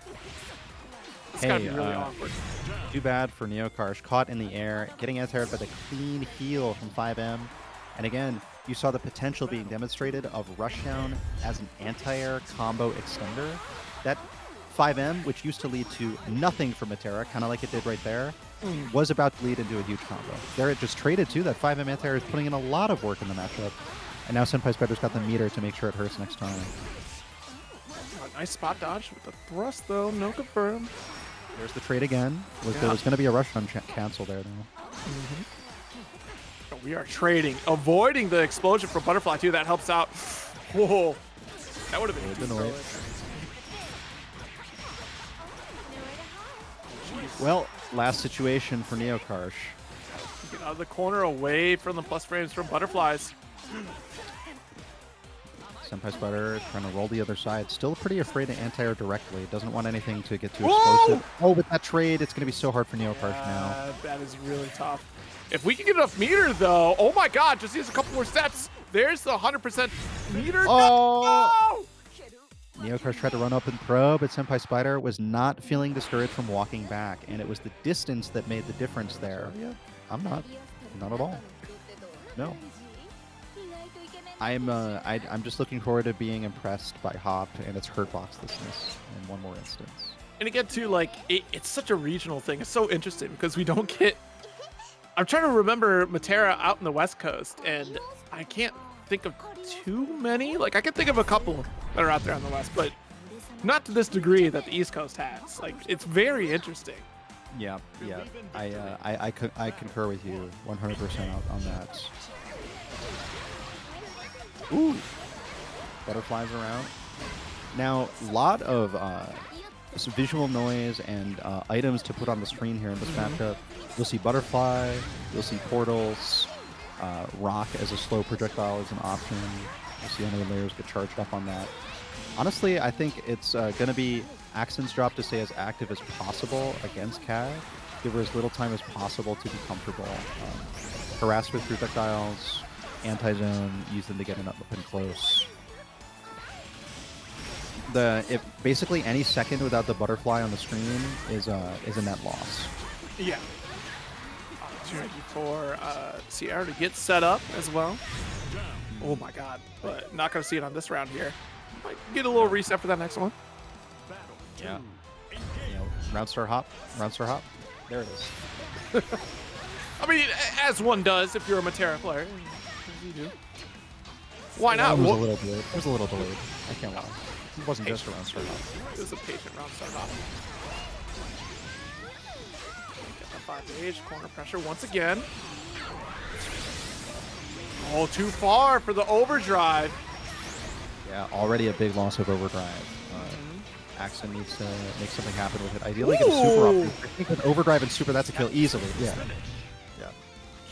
Out of nowhere, basically. I mean, that's one of the highest value hits Metera has. It's not often she'll be doing damage to you like that. Usually scales it a little heavier burst.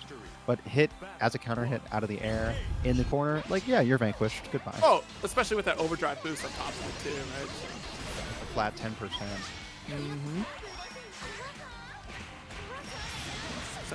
Nice. Got the pick up corner to corner. Yo, trying to get a cheeky side swap. Relax, Axenstar. It's not that anime. It's Gran Blue. Yeah, hey, this is the anime Street Fighter, guys. This Not one's bad, the one. anime. This one's the one. Anime Street Fighter. Oh. Wasn't the. Yeah, Was it Uni? No, Wasn't no. I swear, whoever said that for Uni needs to be sternly talked to by me. That's the threat. You ever get a stern talking to for monkey business? From Mugget, let me tell you, folks. Don't want to be there for it. Sometimes I offer my stern words a little too aggressively on the mic. People get it twisted. It's only from a place of love. I want everyone to be their best selves. You gotta be your best self on this defense here as well against Metera, and look at the Siero surviving, but only for so a while. long. Yeah, there's the low. What stinks too is getting. It's usually preferable to get hit by like a butterfly. Honestly, standard bracket to 0-2 bracket, and by now, Scott and Clash with some of the most beautiful evil men in the game going back to back. There's some serious sadistic energy in this 0-2 Grand Finals. Gee whiz, you know? I forgot who said it, but it was J. Lou who said it. So why is everyone so attractive in Gran Blue? I'm like, you're right, you know? Yeah. She's absolutely right. Yeah, it's just unfortunate, especially all these men. I mean, God, what is with the men? They are all. I mean, these guys both passed the in 5-11 versus 6-0. There's 3 characters that make the 6-0 in this game. It's Beelzebub, Belial, and Percy. Nobody else really wins it, I think. Like that last inch in 6 foot is very pronounced. I feel like Belial might be like 6'5". Like, I don't know. Pretty tall guy.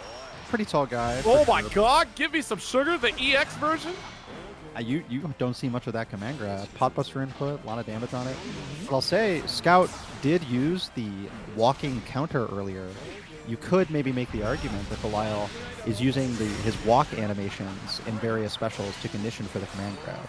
Maybe we have a grappler Belial emerging here from Scout. All conjecture. You know, the meta could be a little bit different in this bracket. Second hit far H, blocked.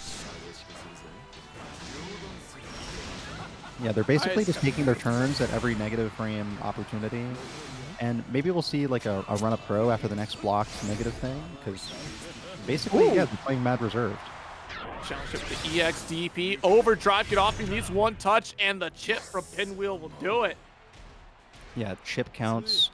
And Belial is a little bit harder to avoid chip death from because he can spin the projectile back and extend its active frames on you, making spot dodge an inadequate response. So you have to completely avoid the projectile by jumping over it in some capacity or rolling through it rather than spot dodging. Oh, nice. Yeah, that was a low enough JH that he probably could have comboed. Belial could have comboed into far H on the ground, gotten a wall combo. Back off entirely? Really? You're going to give space? You're Belial! Use your buttons! Jump unique air to air. No cancel, but EX Fireball for a cancel from Belial is a great idea too because it's a plus on block, link combo on hit type cancel. Really good off the Belial far H. Definitely going to want to be keeping that in mind as the set goes on. Okay. Punish.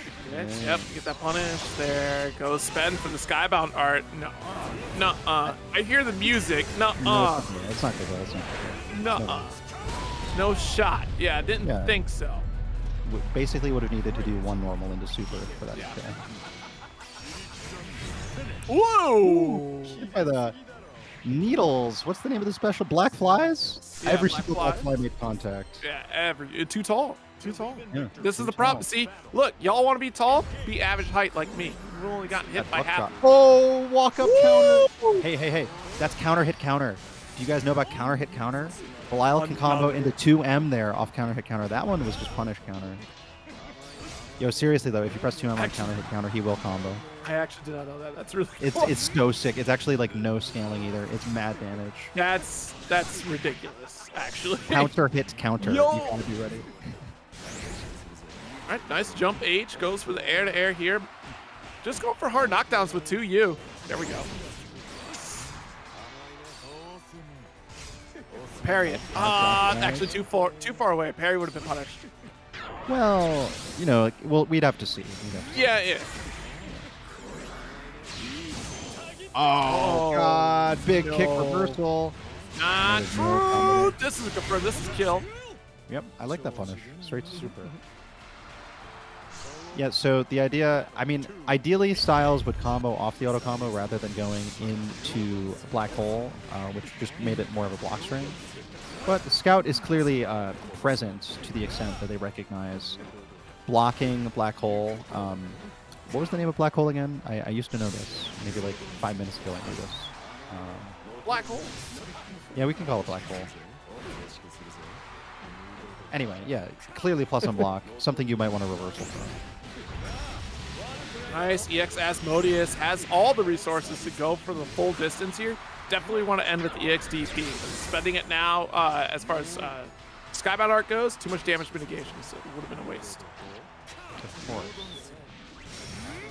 Oh, jeez. Hold the dive kick. Yo, give me some sugar. Youch. These characters. Give me some sugar, man. Who doesn't want sugar from either of these? Unique action. Oh, it's actually called Give Daddy Some Sugar. Give daddy some sugar, yes. He comes right out with that. Give daddy some sugar. Yeah. Okay, nice. Got the full screen. Unfortunately, early dodge there. Catch the black fly.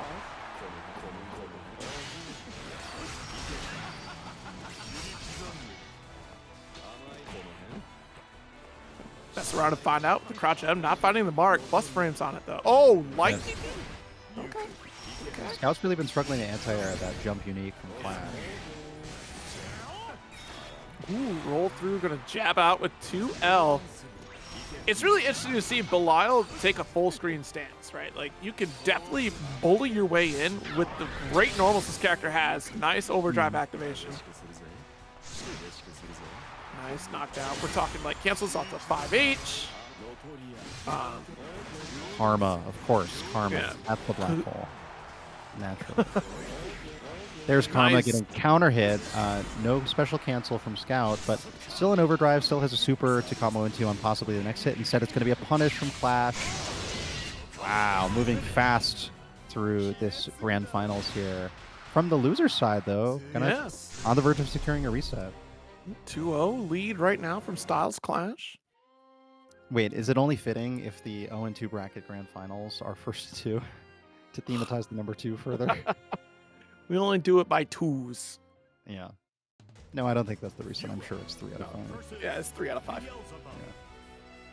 Character switch from Scout to the UL. Now, when you're in Winterside, you have some time and some games to experiment with. You can see if the UL has any shot here for the next set, or you can see if it gets beat even worse. You go back into the next set with your main, at least knowing that you have tried all of your options. We'll see how it goes. Yeah. You will. So we do have that UL out here. Oh my god. Yeah. Straight to the corner, too. Oh, let's see. If you got the UL mix, goes for EX. That does work out. I'm wondering here. Yeah, you're forgetting to block low Styles Clash. Yeah. The most important way to Nice. block. Stanced up and still able to get a confirm while landing here. Nice. Scout taking around. Very active with the UL. Exactly what you hope to see. An offensive character, forcing the issue and pressing the initiative as much as possible. This is a style of play I wanted to see from Scout when they were on Belial.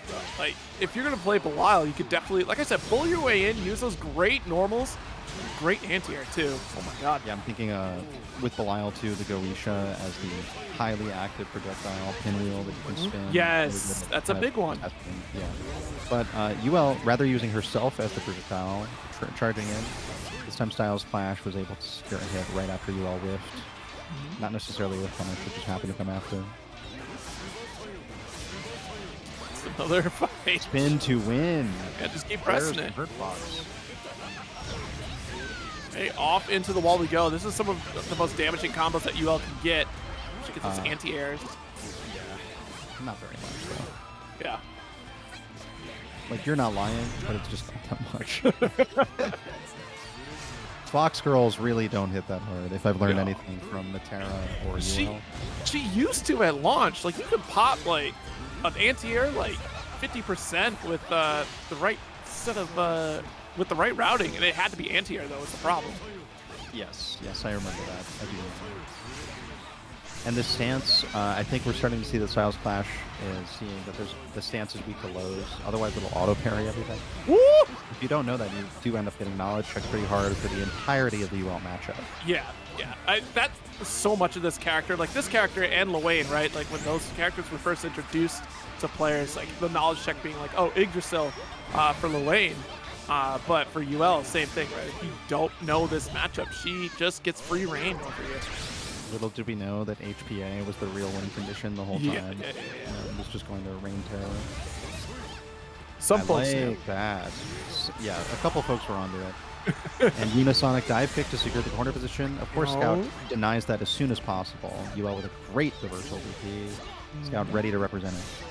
Not your turn quite yet here. Stanced up, gonna run into the black flies. Last shot here, one touch is all we're looking for. Scout might stay with the UL though, even if this goes Styles Clash's way. There's Karma, and not blocking it out this time. Counter hit.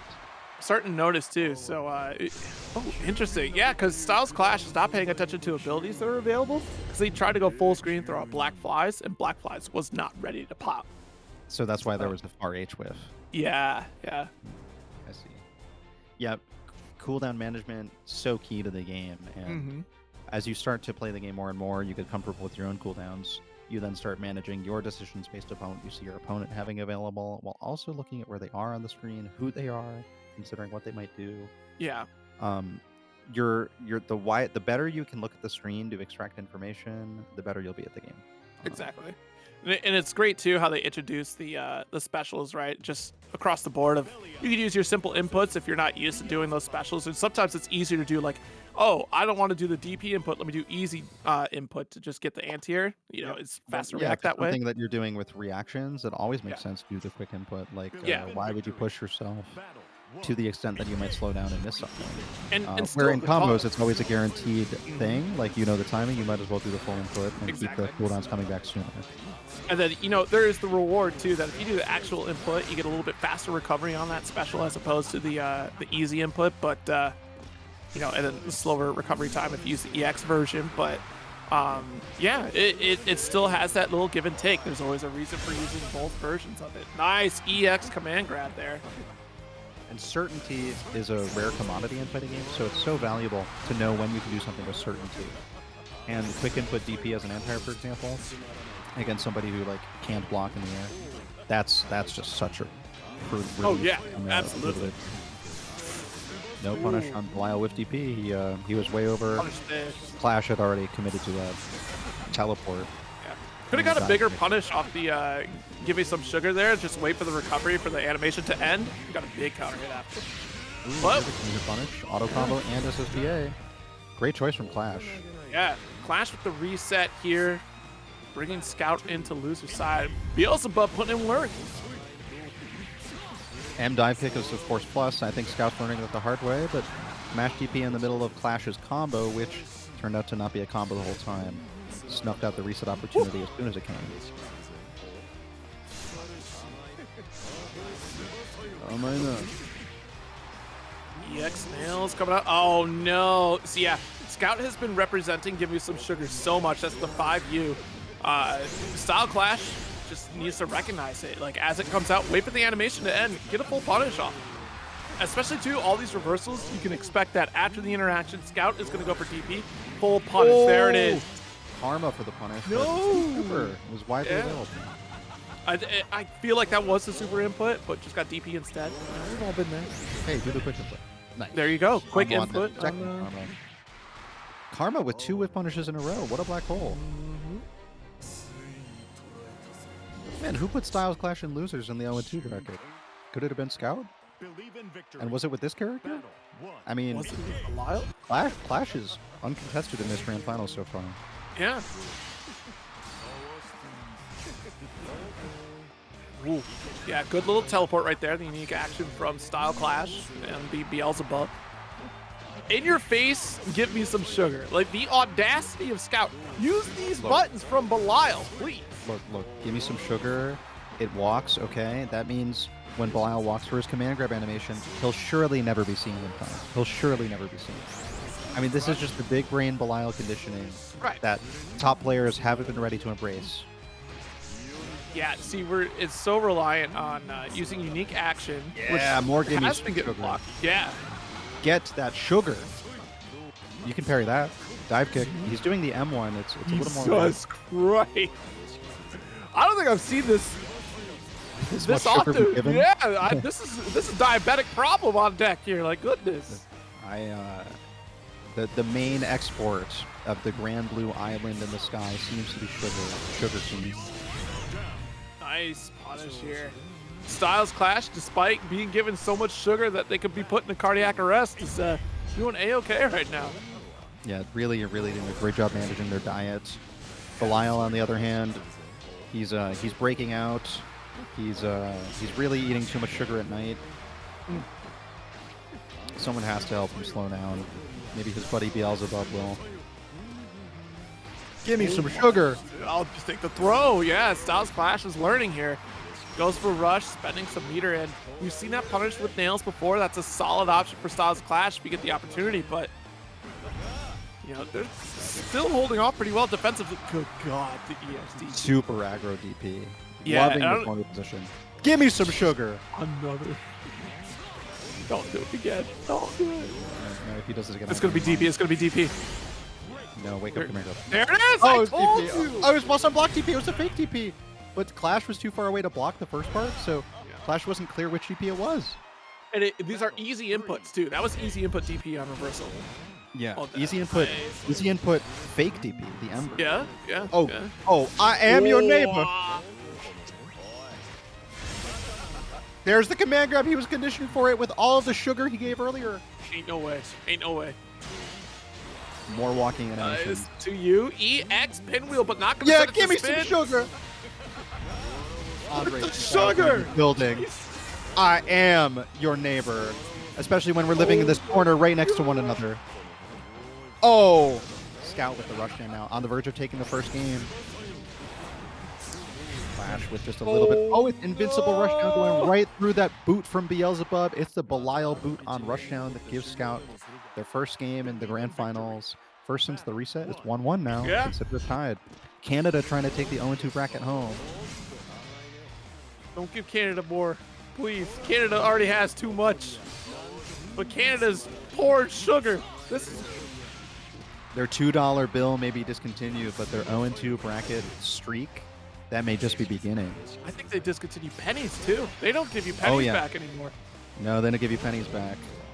What you should do with those pennies is melt them down for copper, or smuggle them into the U.S. where they'll mostly be passed. Wow, some sugar was given, and a straight punish as Belial took Beelzebub out of the air. Okay, there. Oh my good. All right. So what we got to tell Clash is that they can spot dodge against the parry follow-up from Belial, and then Belial will be punishable. That's the thing. But until that is learned, give me some sugar might be the best move in the game. Sugar might be the sweetest possible. Oh, give me some sugar. Chat, how many sugars is that? Wait a minute. Is Scout the alien from Men in Black? We go for sugar water. Oh my God, more sugar, and it gets thrown this time. Sugar. Oh, the fake DP got comboed, and look, Styles clashed with a great mid-screen combo from Beelzebub, but I will say, Styles, you can fit in some teabags there while they're floating around the black hole. Wow. in combo. So, you know, be sure to try that next time. Bubble Boy, Beelzebub out here. Yes, but but- again, the parry. Yeah, Stop. Belial stays plus Yo! unless you spot dodge. He's trying to jump What away. is this He's not spot dodging. Clash, they can spot dodge. It's DP, and then it's parry, then it's DP, then it's parry. This is the wildest setup, Graham. What is happening? Black Nice Flies jump. versus Goisha. They're clashing. Oh my god, the hands, No 5H. cancel, no Yeah. cancel. No cancel twice, back to back, but that's a lead here. 2-1 lead for Styles Clash. Yeah. I mean, I think maybe Clash is starting to like the taste of the Belial Sugar. He's gotten quite a few throw punishes on it. Got that one Yeah. Karma punish earlier. And even though, of course, when Give Me Some Sugar has activated, Clash has not been able to spot dodge it. Oh, what? Oh, the straight mashing on the whole Clash, and there is the command grab. Punish. All right, yep, that's that one. Is there not a Nice. dive on the punish? I'm not sure, but dive kick secured a lot of corner positioning. Clash has room to move back, hold the space. Wah! Ooh, he gave Sugar to the Karma and still punished. Okay, there's the EX flies once again, goes for a rush. Rushing Match. down. Tournament point actually for Styles Clash. The ultimate clash between Sugar and Spice.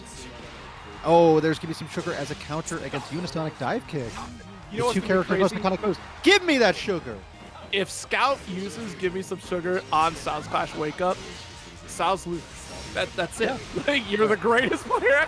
Don't you? Return to footsies and provide the sugar. Give it to them. Wake up Sugar. Yeah! Oh, damn. That one actually got blocked. Scout did something slow enough that Clash was able to escape. Give me the sugar! Don't karma me. That's my black hole. Oh my god. I'm Oh in my because God. you allowed me to give you sugar. I'm really going through it right now. I've never been more tilted. Yeah.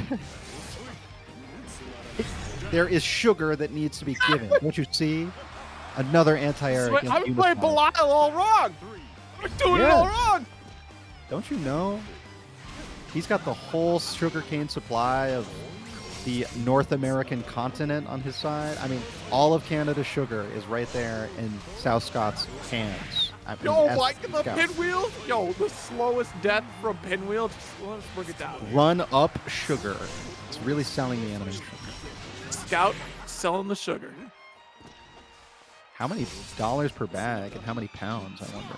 Is there a lot of sugar? How can you carry that much sugar across the border like this? This is The U.S.-Canada border will not let you carry that much sugar across the customs checkpoint. Sir, we really have to check this sugar right now. This can't. Yeah. This is Isn't drugs. sugar an This is explosive? drugs. Can sugar be an explosive? Isn't that true? Look. I'm not about to give recipes on the internet, so let's not do that. It sounds like you might be a fella in the know. Just I'm looking for the whip punish. go to your science class, okay? If y'all went to high Yeah. school science, you learned a thing or two. You learn how to make a sugar bomb. No, that's not No, what you neither. learn how to do. You did learn how to throw the black flies at the Belial, who wasn't quite able to sugarize them in time, but a pretty good hitbox on that Charlotta ball. But we saw this matchup earlier, and I'm pretty sure the ball was whiffing under hop. Let's see what happens this time. So far, really active space containment from Skyfarer. Jeez. Oh, is it possible that we could get 2 Canadians in our 0-2 grand finals, and then also in our real It practice is. grand finals? Look, that's what's scary is that Canada is so good at fighting games usually. Like they come out and just destroy us. It's like, especially in anime games. So Grand Blue is supposed to be the equal ground for us. Canada, please let us have something in the world of anime. Yeah. I mean, we share a sky border, that's for sure. We understand Grand Blue, sky border, sky game in the sky. But in a tournament, there's no harmonious split of national pride. Like, whoever wins and gets first and gets gold, well, that's really the only thing that mattered in terms of claiming the prize. That's just the way we think, you know? It could be all of one country getting 2nd through 7th, but as long as that one person in first is a different country, they're the winner. Ah.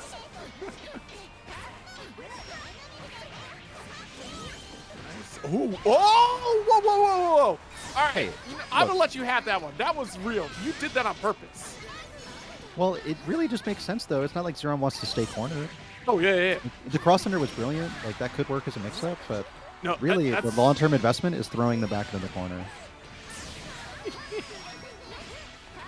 Oh my god. Yeah, you definitely calculated the cross under. Totally. Sure, a lot of players definitely know exactly when it's going to happen. Oh no, not no, a no, ton, no, not no, a no, no! ton, You. not a Oh, What did Metera just start doing? Still a life lead for Metera, no Yeah. doubt. Jeez. Press the button on the way down. All right, got the fireworks. Snipe. Full screen Skyfarer. combo. Now, that's a combo that does so little damage from full screen. But it was the exact amount of damage that Charlotta had left on her life bar. We've seen that a few times. That 4-piece of like spray fireworks and arrow. Yeah, make sure it hits every time, because a life bar hits 0, and like any additional hit matters. There's no hit that doesn't matter in games with life bars as short as these. Charlotta's a little too short for that firework to combo. Yeah. Oh my Open god. reset. Skyfarer running it here. We Yeah. might have, oh, it's scary because we have Maybe in Senpai Grand Spyder Finals. sitting in the works too. It could be Metera Grand Finals. Oh yeah. Hey, didn't we see that mirror, or was that another Metera? We player? did see that mirror. Well, Right. You're right.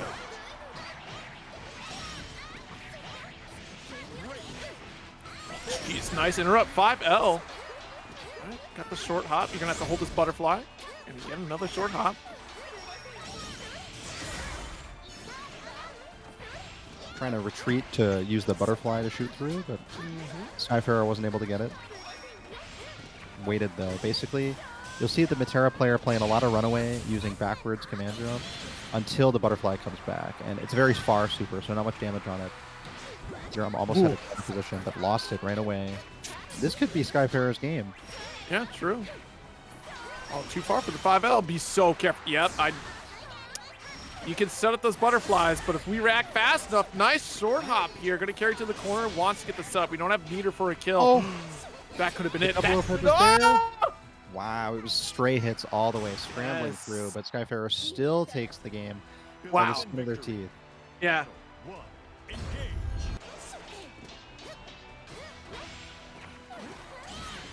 Jeez, spin it one more time. I feel like the Terra players will forget that they have the built-in, actually kind of hard to block mix-up with a 2-hitting JH. And so they just will Yeah. JH as if it's a block string and then not automatically buffer 2L or 5L for their confirms after. And so often that costs them the round, but Skyfarer was able to recover.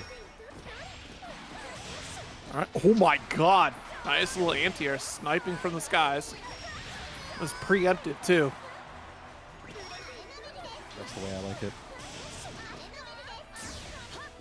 Jeez, the rush, no punish. A lot of rush on a neutral from Skyfarer, but I think it's really when Skyfarer is doing it when the rush animal leaves around in the corner. It's that specific like 3/4 screen positioning. Wouldn't do it here, but would do it if they were to swap positions. Ooh, try to go for the cheeky stuff right in Xeron's face. Oh my god, you're committed. All got spot dodge and punish. No. And spot dodging is what allows for the close punish, much more valuable for Yeah. the Oh punish no. as well. Skyfarer moving so quickly through winners finals. Yeah, that safe jump right there too. Off the hop. Didn't press a button, so that allowed them to block upon landing right away. Yes, safe jumping is very, very accessible in Grand Blue. Any throw, any H special, you can really just do it by eye. And blocking begins. Oh, a little bit of gap there. Charlotta's, if any DP is going to find the gap, it's going to be Charlotta's Holy Ladder. They're unblockable DP Ooh. too. They're A little bit privileged. of hesitation right there too. Yeah, that allowed Skyfarer to get out of that corner. Xerom, gonna have to be careful. Got the kill. There's a round. Needs about 6 more of those to have a chance at entering Winterside Grand Finals.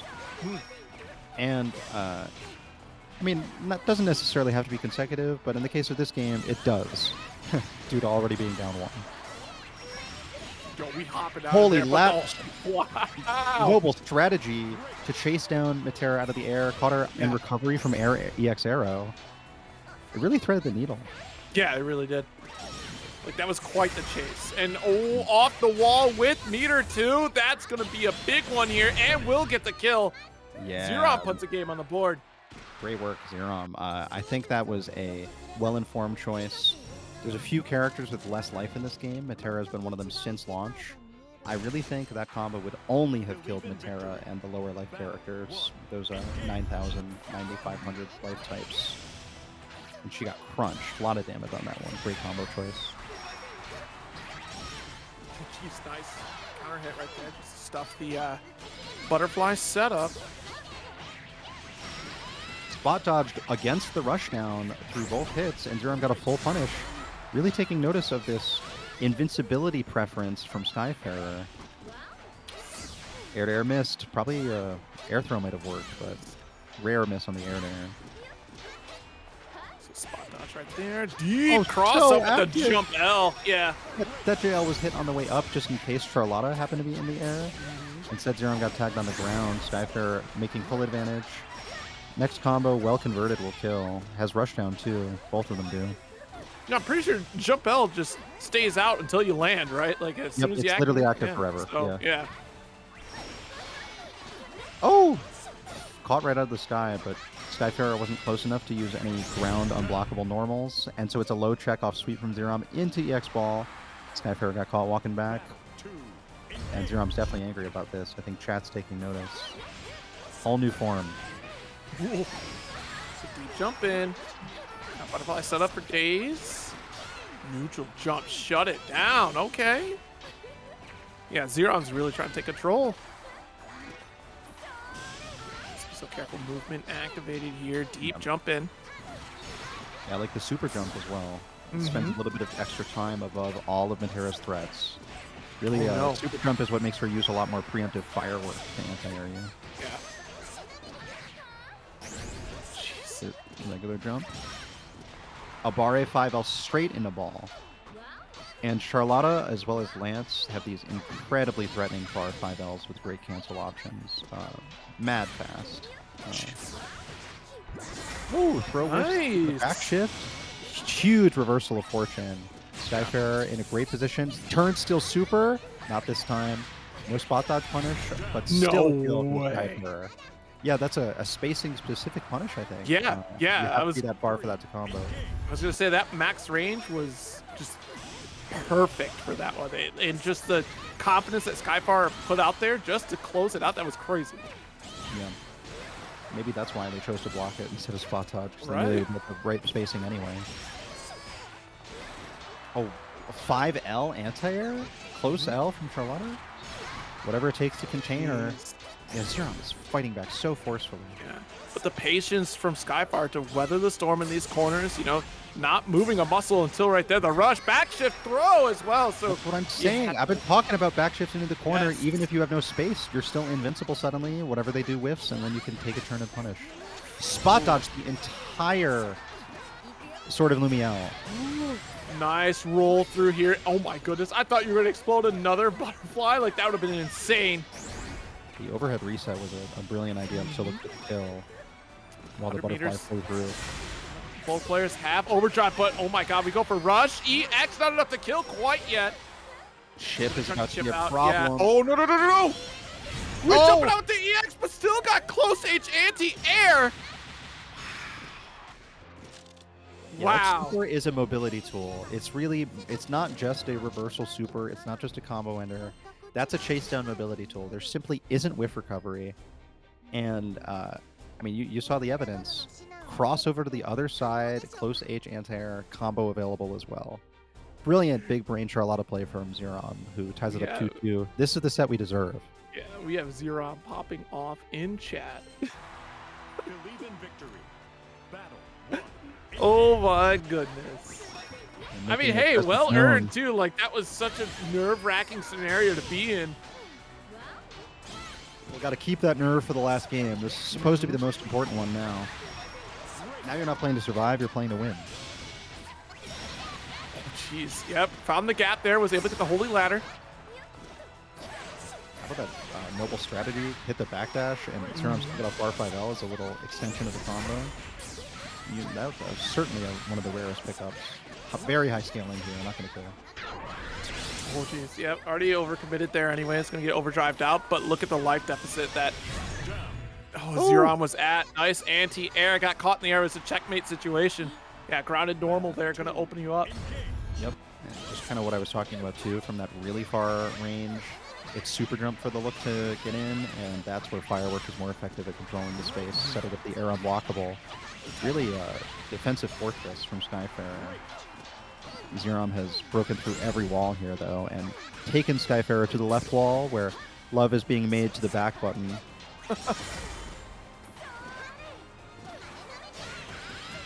Really bonding with that thing by holding it down. Or the guard button. Could be guard Forceful. button. Yeah, you're right. Just locked in. No cross-ups this time. Could be either. He's just got a neutral hop. Yo, the EX spin. Yeah, because what Xerom did not need to go in at all. Of course, you know, had to force Skyfarer to make a move. We'll spot dodge the Russian. Nice punish there, Xerom. Yep. It's the impression of vertical control followed by the assertion of horizontal control. That's what neutral jump in a ball does. All right, match point for both players here. This is it.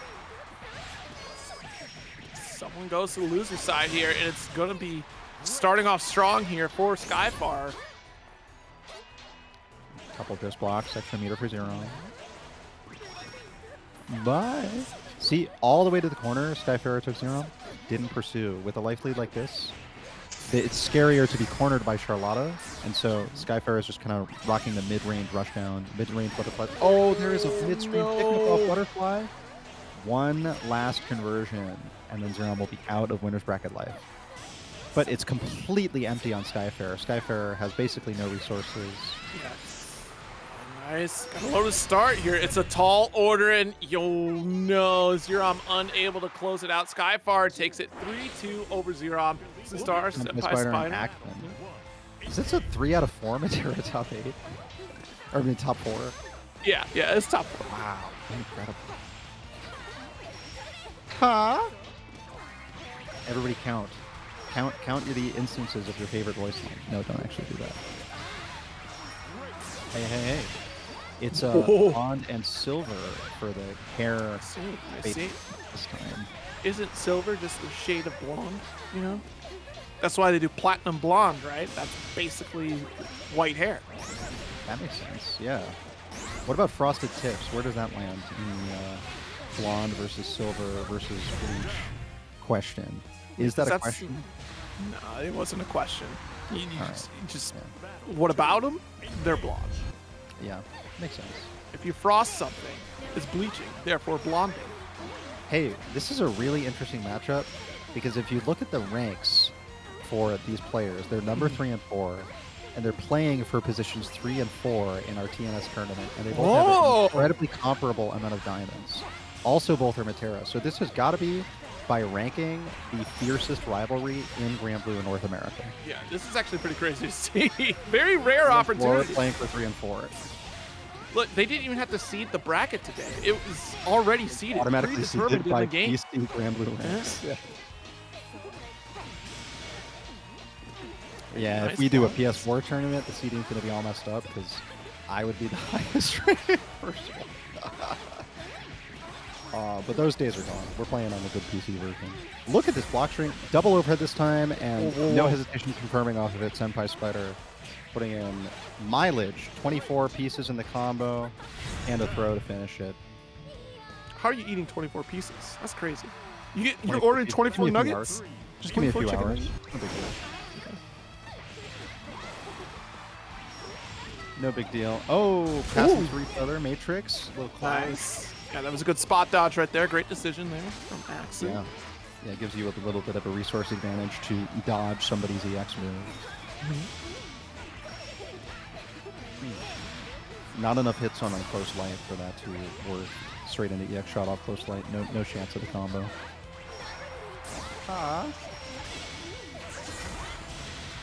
Hey, you know whose Powderfly is whose, right?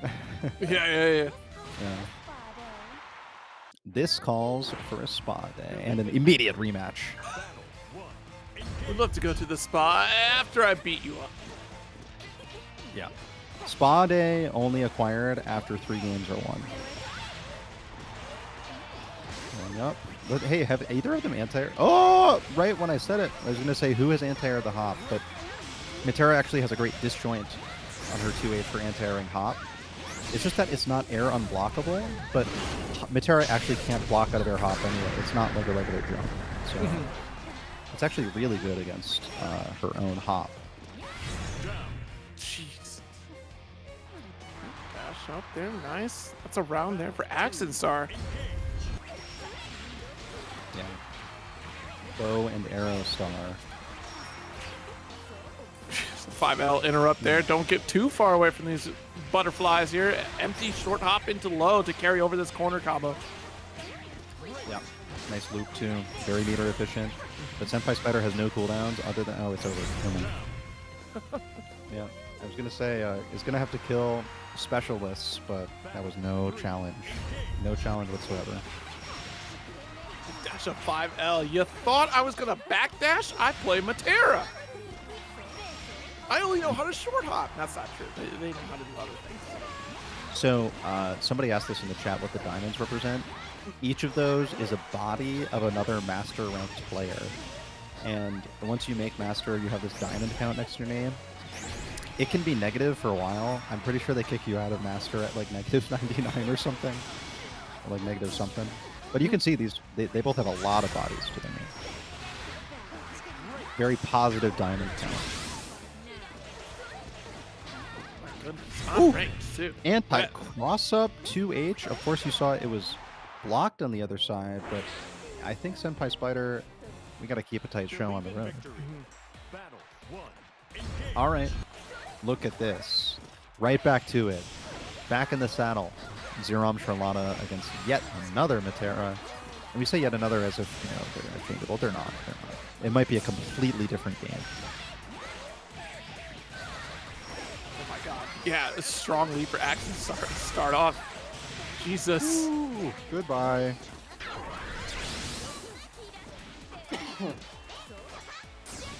Sorry, I called it over a little too soon. But 5L ended it. Right That on was cue. goodbye. Yeah, it was good fun. If you're within one 5L's range of dying, you have to get pretty lucky to survive the round. Jeez. All right, sniped. Gonna make it very difficult for Xerom to try to close that gap. Nice cross up neutral jump. My God. Yeah. A lot of the Meteras are quite cognizant of people trying to run through their butterflies so that they don't fall subject to the sandwich pressure so easily. And that's when the Meteras bring out the preemptive sweep slide and just hit you low right when you're trying to move forward aggressively. Oh, Really tried. Yeah. It was that jump install right there from Xerom trying to maximize the jump angle that they had, but Axenstar was in perfect position to lock down this corner. Yeah. And all that retreating that Metera's overhead uniquely does, where other characters' overheads move forward, hers moves back and puts her in a greater spot to do 5L and all of her low commitment normals. Right. And Axen is above 50 meter right now, so 5L is deadly, guaranteed. Nice little roll. Yeah, Xerom 2 with all this meter could kill off any touch. Rush down to make it safe for plus on blast. Run up, spot dodge, and then overdrive after, and then 2 meaty close H's. I mean, really, the second one was meaty, the first was a frame kill for the meaty close H. Oh my god. Welcome back, Scout, in the chat, talking about all the sugar. It's everywhere. Just. Yeah. We like sugar. It tastes good. It's a very valuable spice or flavor. Sweetener? Seasoner? I don't know. It's a sweetener. It's not a spice. Yeah. It's definitely not spice. It comes from sugar cane. That much I know. Oh, overdrive on overdrive. Ain't no way. We blocking. Pretty small punish, though. Metera's doing her best, but it's going to be small. Spot dodge cancel on the clash keeps her safe. Midi close L, yep. Life deficit was pretty difficult, and actually being in overdrive, while it's nice to not be able to be chipped out, you do lose the possible backshift option on defense, or the strike invincible rushdown option too. Sometimes I feel a little bit more comfortable having the meter, to be honest. At least if you're trying to do something like create a back throw incident, you know, when you back throw them into the corner suddenly and win the round off of it. Back throw incident, my favorite new term of 2023. And it's a full grounded extension combo. Cooldown's coming back for Axen, arriving at full meter thanks to these really long combos. Double overhead works. Yeah, there's just enough of those single overheads into lows and empty lows being worked in that the mix-up every so often, you know, maybe every 4th attempt, they're just going to get hit trying to block the standard block string. Ooh, spot down there. Unfortunately, going to catch the hands from Xerom. Jeez, deep jump in. Skyfarer 1996 with the follow. Farron in those skies for 26 years. Congratulations to you. Currently at the highest point in the sky in winners side grand finals. Oh, 2M for the long range anti-air pickup.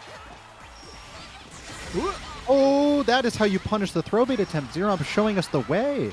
Said, no, don't bait my throw. I have no reason to attack you. Hardly throw me. Back at the EX hands. Hold this locked onto the... Oh, my God. Yeah, that was supposed to be a close 5H. Unfortunately, the vulnerability from Rush shut it down, but Xerom still finding the mark for a victory there in the round. Yeah, got it off close M. The second hop left Metera in close M proximity, and Charlotta is ready to press it. Xerom at the helm, finds another jump in. Nice combo. Really high mid-screen damage. Preemptive JL backwards. Axen is stuck, getting bodied so bad that they're not even going to have super as a reversal. Lost it all on the back shift, and now getting touch of death comboed off of noble strategy throw. Xerom takes that game quick. Takes a 2-0 lead while doing so. Believe in victory. Battle 1. Engage. Straight into it. Really, I feel like people taking time between games is like dead. Nobody does that anymore. Well, yeah, you know, we see it sometimes, right? We see it, like we saw it from Xerom in the previous set against Skyfarer, where they took a moment before jumping back into it. So either like you're on point, or you just, you know, you do need that moment to recollect your thoughts and just pop off for a second there. But my God, Xerom getting smoked in this corner right now. Yeah, Xerom will do it when it's to pop off in chat. I do like that about that, yeah. 2. M ball, that one's the very punishable one. Axenstar actually just took the opportunity to back off though. Came right back in, quick hop, and there's some Oki for you. It continues. Whoa, didn't block overhead. Was Xerom really expecting empty low so soon? Rush down in the combo just to keep... Wow, a meterless kill. Oh my God. I mean, I shouldn't say meterless because there was rush down, but basically my point was that I just didn't expect that amount of damage for those circumstances and those resources. 50 meter extension though, it really matters. And Yeah. so that's a quick 2 rounds for Axen. The spin there.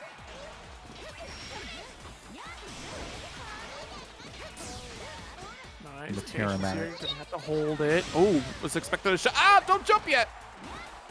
Got sniped by the butterfly. Yeah. Oh, jeez. Great forward momentum. Throw lands Metera right in the corner. And we did see Axenstar take a noble strategy throw earlier. Literally, I think that could kill at this point. Like any noble strategy throw in the corner, yeah, it could kill. Good block there. Punish the whip throw. EX hands you done. Oh! Oh, I need it super so bad. There it is. All right. Jump over punish. Call it saved meter for Xerom, trying to advance to another attempt to fight Skyfarer in Grand Finals. With the boon of all this extra Metera experience.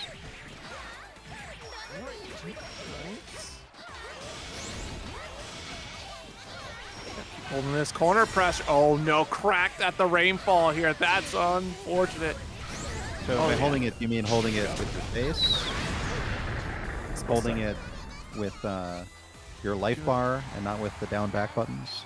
doing so great until the the firecracker came through.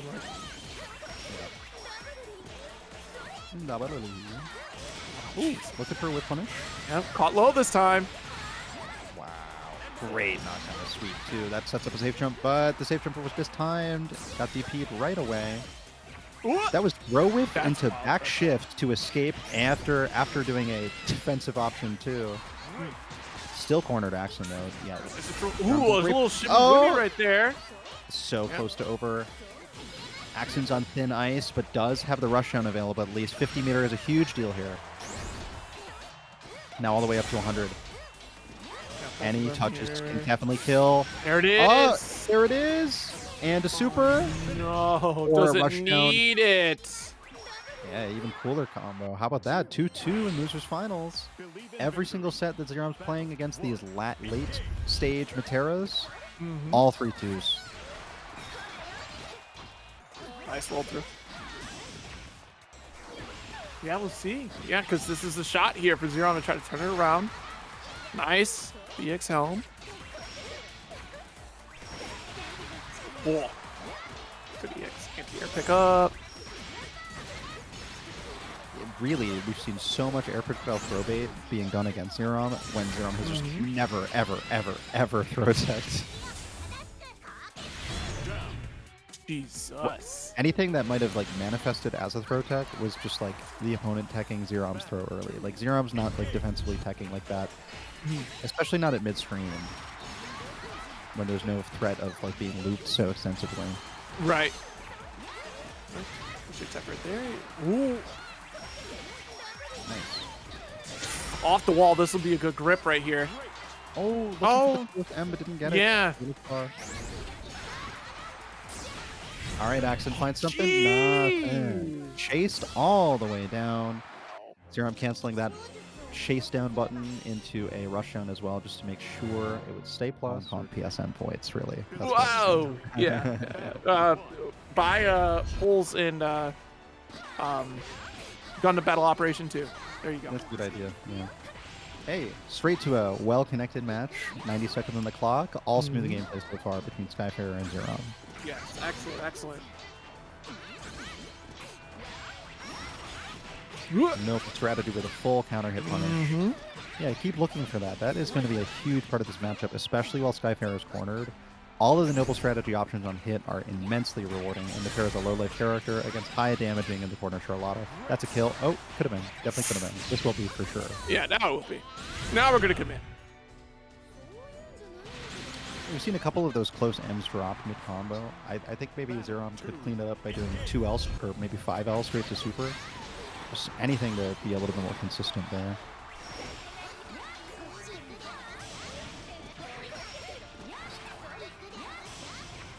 Okay. Nice spacing here. Good recognition on the explosion, too. Just staying outside of the range to hold those frames. Xerom wasn't sure if that would combo due to being very far away. Oh, yeah. Got the one piece, that's fine. Frame trapping with a counter, cancel to hands. Regular hands too, which means EX hands is available for the combo. Basically the best hit that Charlotta can get on the ground. Rush down to seal the deal. Still has 50 more. That one could have done it. I can hold this. It's still not your turn quite yet. Great patience from Zero. I mean, you have the life lead. Why not? Skyfarer needs to be all aggressive, especially now that overdrive is not going to. Oh, DP finishes it for Xerom. You have to be so careful, especially against a flash kick style character like Charlotta here, because you're already holding down back. Well, all you need to do is just tap the up and press the button. We're good to go. Yeah, only way you're going to be able to beat the flash kick is with like butterfly coverage and staying grounded. There can be no gaps. You cannot be in the air. It's air unblockable. You must. Trying to stand up. I think we tried jumping there and we shut it down. Yeah. Skyfarer's only shot out was walking out of the corner, I think, going under Charlotta. From that angle, it's just too hard to anti-air. Nice 5L interrupt on Skyfarer there from Xerom, and into the wall we go. Not an... Oh, I was going to say not enough for the meter, but then I saw the health, and that made it look really bad on my part, but good kill. Yeah, that'll be a kill. It's okay. The order you look at the resources is it doesn't always have to be the same. Yeah. Even as a player. As long as you make the correct decision, usually using health is the primary guidance tool eventually. Yeah. Look at all the jest blocking. So much from Xerom. And Xerom will take it because that overdrive pushed him out of the corner, and Skyfarer is, while is overdrived up at a very high amount of life, Xerom still has plenty of life to work with and is about to have another rush down too, so 50 meter could be a good sign here. 5L, set the butterflies here. More fireworks for you. Yeah, even more of them. Whoa! Oh, right out of the sky. Jump in. Uh-oh. Good little meaty setup right there from Skyfarer. Yeah, big leg. Metera might be 6 foot, at least with these floating heels of hers. Doesn't even want. Imagine taking a step as Metera. Floating and in heels. Probably pretty easy to wear the heels. Wait, how does she hop and leap at you without her feet on the ground? It's all right. Look, it's flatulence. Okay. I get it. Yeah, I hear the wind. That's really the main sound of it. I hear the winds of it. That's what it is. Believe in victory. There's Charlotta with her wind quotes. It's something about how Metera can fly. I'm pretty sure Charlotta can fly as long as she's rolling in ball form. I mean, if Anre can fly, can't Charlotta fly? I mean, they're the same race, right? I guess they are. Anre, I thought I don't know, man. Anre is like a god or something, right? Like. Yeah, I think he's different. He's built different. Yeah, Anre and Six are gods or something like that. Huh. You know, 6 is really pouty for a god. I'm not used to gods having this kind of like edgy boy demeanor. Eternal, thank you. Yeah, I knew they were like some sort of like greater than thou type of being or whatever. Yeah. 6 greater than thou. Yeah. Especially at launch. I didn't see Anre in the Eternals though. That was I had no idea that Anre was going to show up in a Marvel film, but it hasn't showed up yet. That's crazy. Wow. Throw punish to maximize the likelihood of a comeback. But it was a straight DP from Xerom that actually hit on the way down, making Charlotta's DP one of the best reversals to use in a panic, because there's a chance that it might even hit something else that the opponent did. Yeah. After the DP circumstance. Into this corner we go. Got her set up. Ooh, too far for the rainfall to hit.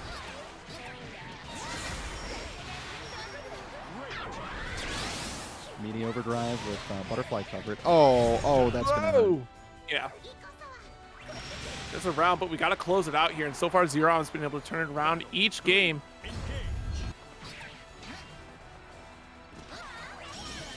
Basically, yeah, every game's been this kind of like lose round 1, win rounds 2 through 3, comeback from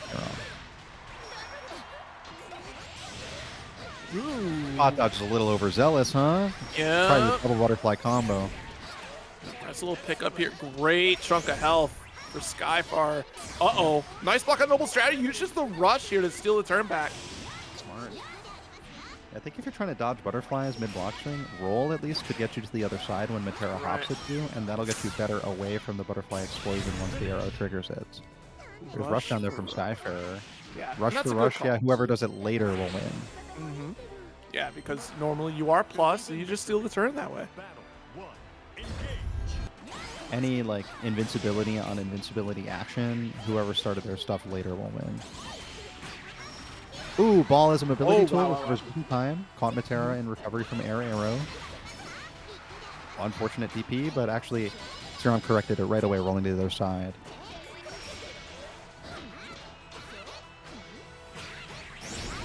Nice. Was that auto combo and auto combo on block? How do you do that? Just keep pressing the button. Just keep pressing. Don't stop. I'm starting to understand some of those animal comparisons that people are making with Katalina now. Say it ain't so. Yeah, I'm only now do I get it, now that I've seen MMM and MMM. Nice. Easy confirm right there for Skyfarer. Putting around there. Taking a little bit of a lead in this. At least just this game. Yeah. Still a ways to go for the set lead. Good tie it here. Ooh. Deep jump in. Yeah, Xerom's been doing a great job of making Hello? it deep enough or counter hit enough to always combo. And rush down, anything to return to mid-screen. How did that arrow miss? You clearly hit Charlotta. Too short. Upset for you. A She had parry! armor.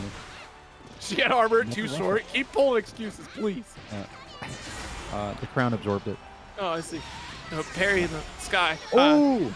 So that was actually an aggressive throw from Xerom that Skyfarer preemptively throw baited. She's going to recover. She's going to recover. Oh, she recovered like I said. And by she, I mean Metera. That's an OS because they're both girl characters. I knew one of them was going to recover now. Okay, there's a hand. Not enough to get the kill. Are you serious? No ball cancel. Yeah. Ended it with just... Overhead by accident. Overhead, The ball was yeah, available, yeah, so it was just an error. Mistake, I should say. Double. That was a brave double jump. I can't believe you got that. You double jumped in. And the audacity of Skyfar. Are you serious? Just double jumped across the U.S.-Canada border, across Niagara Falls, and hit Xerom right in the toes. Stomped on him. I've never seen anything like it. It's like Niagara Falls froze over, and you just walked over and stomped on our toes. I can't. Oh. I mean, you know, again, you are in a rough situation. You're trying to steal back the reset here. And unfortunately, Xerom was not ready for that. I would have been ready for a double jump. That's insane. No buttons, no challenge. Oh, man. What Skyfarer is thinking is, yeah, this TNS production team, these commentators, you know, they already commentated a grand finals with a reset in it, if you think about it. Yeah, true. We got to get the maximum variety in our show. Xerom said, I'm resetting this now. Shut up. This joke sucks. Yeah, Shut up. Shut up. The schmicks. The schmicks. Yeah. I'm going to reset the bracket. I'm going to make you deal with it. I don't care how thirsty you are, monkey business. Yo, do you need to go to the water? Go to the water. I'm out. Why are you out I'm of in for the water? kill. I Just drink go a to lot the of water. sink. It's Just too go- late. I care way more about this. I am out of water. I'm well I think you hydrated. have another problem. I don't think you need to be. I'm commentating from the Mojave Desert. Oh my God. Thankfully, I've got great internet here, though. Big jump install. That was really brave right there. Zero. I'm not ready for anti-air. Backing away. Spot dodging the firework on the way down.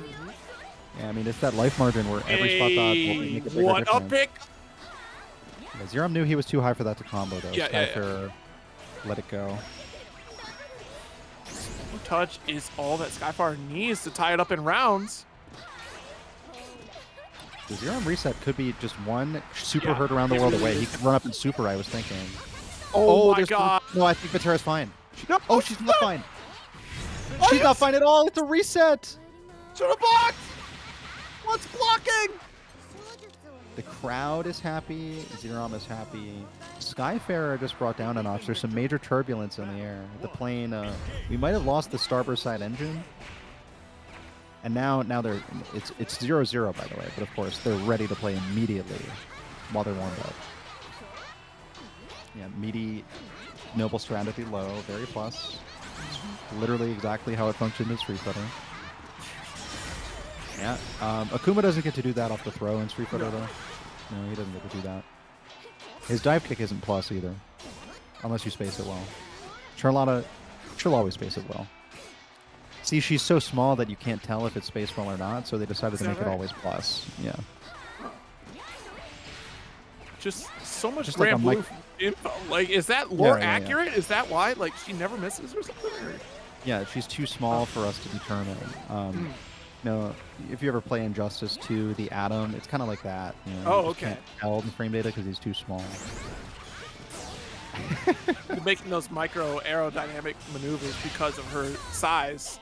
Yeah, such as Makes this sense. one. Oh my God, the perfect placement of Skyfarer. Finding Xerom punishable on the other side of the super. Good. And his corner, big explosion, big success. Yeah, nice double flash kick. Skyfarer took that in style. I really love the confidence to land from the jump back and just hit Charlotta even though her super has such little recovery. Didn't bet that they would get DP'd by Xerom. Coming in from the skies here. Xerom this time with the Helm Splitter for a perfect round. I mean, yeah, whoever goes up 1-0, that determines the course of all the rest of the set's events. It'll take like a breaking of the pattern for another player to win from that point. Nice. Good recognition of the range for the wall bounce by Xerom. Yeah, it's basically a Charlotta combo show at this point. A little bit of a combo demonstration. Try to go for back shift right there, and unfortunately had to keep blocking. Jump L. The most active JLs. Needs to build up that meter here. Oh no, 2L definitely gonna get blown up here by the overdrive.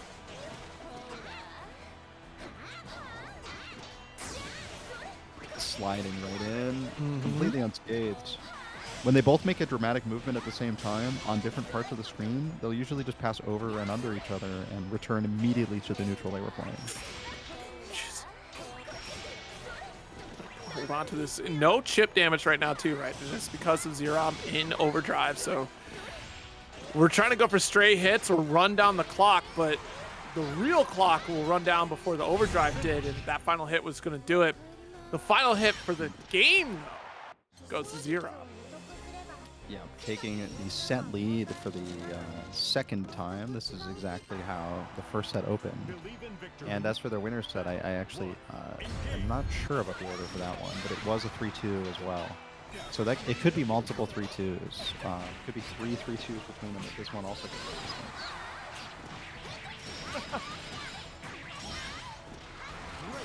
Great corner carry. Xerom has DP to combo into, and this one is great knockdown. Now it's Nibble strategy completely down to holy hands now. I mean, sort of Lumiel, Honda hands. Goes for the short hop into explosion immediately. Wants to hold the frames. Keep it locked. Yeah, Skyfarer slowed down a lot. It's not as much of the hopping right at Charlotta, not as much of the contesting her on the way in. I guess, I mean, that could change round for round, but that one was definitely particularly slower. 5L2M, that is how Metera likes to push people out. Yeah, you'll see even more of that.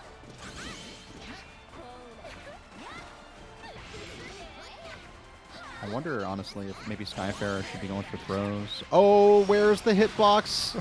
Where's the hurt box, I mean? Hop goes right over ball, no problem.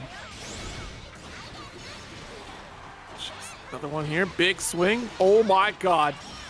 Nice noble strategy off the throne. Able to push into the west side of the screen. Yeah. Opposite side. Holding that guard button. Good call from Xerom. Mid-screen combo from Charlotta? What?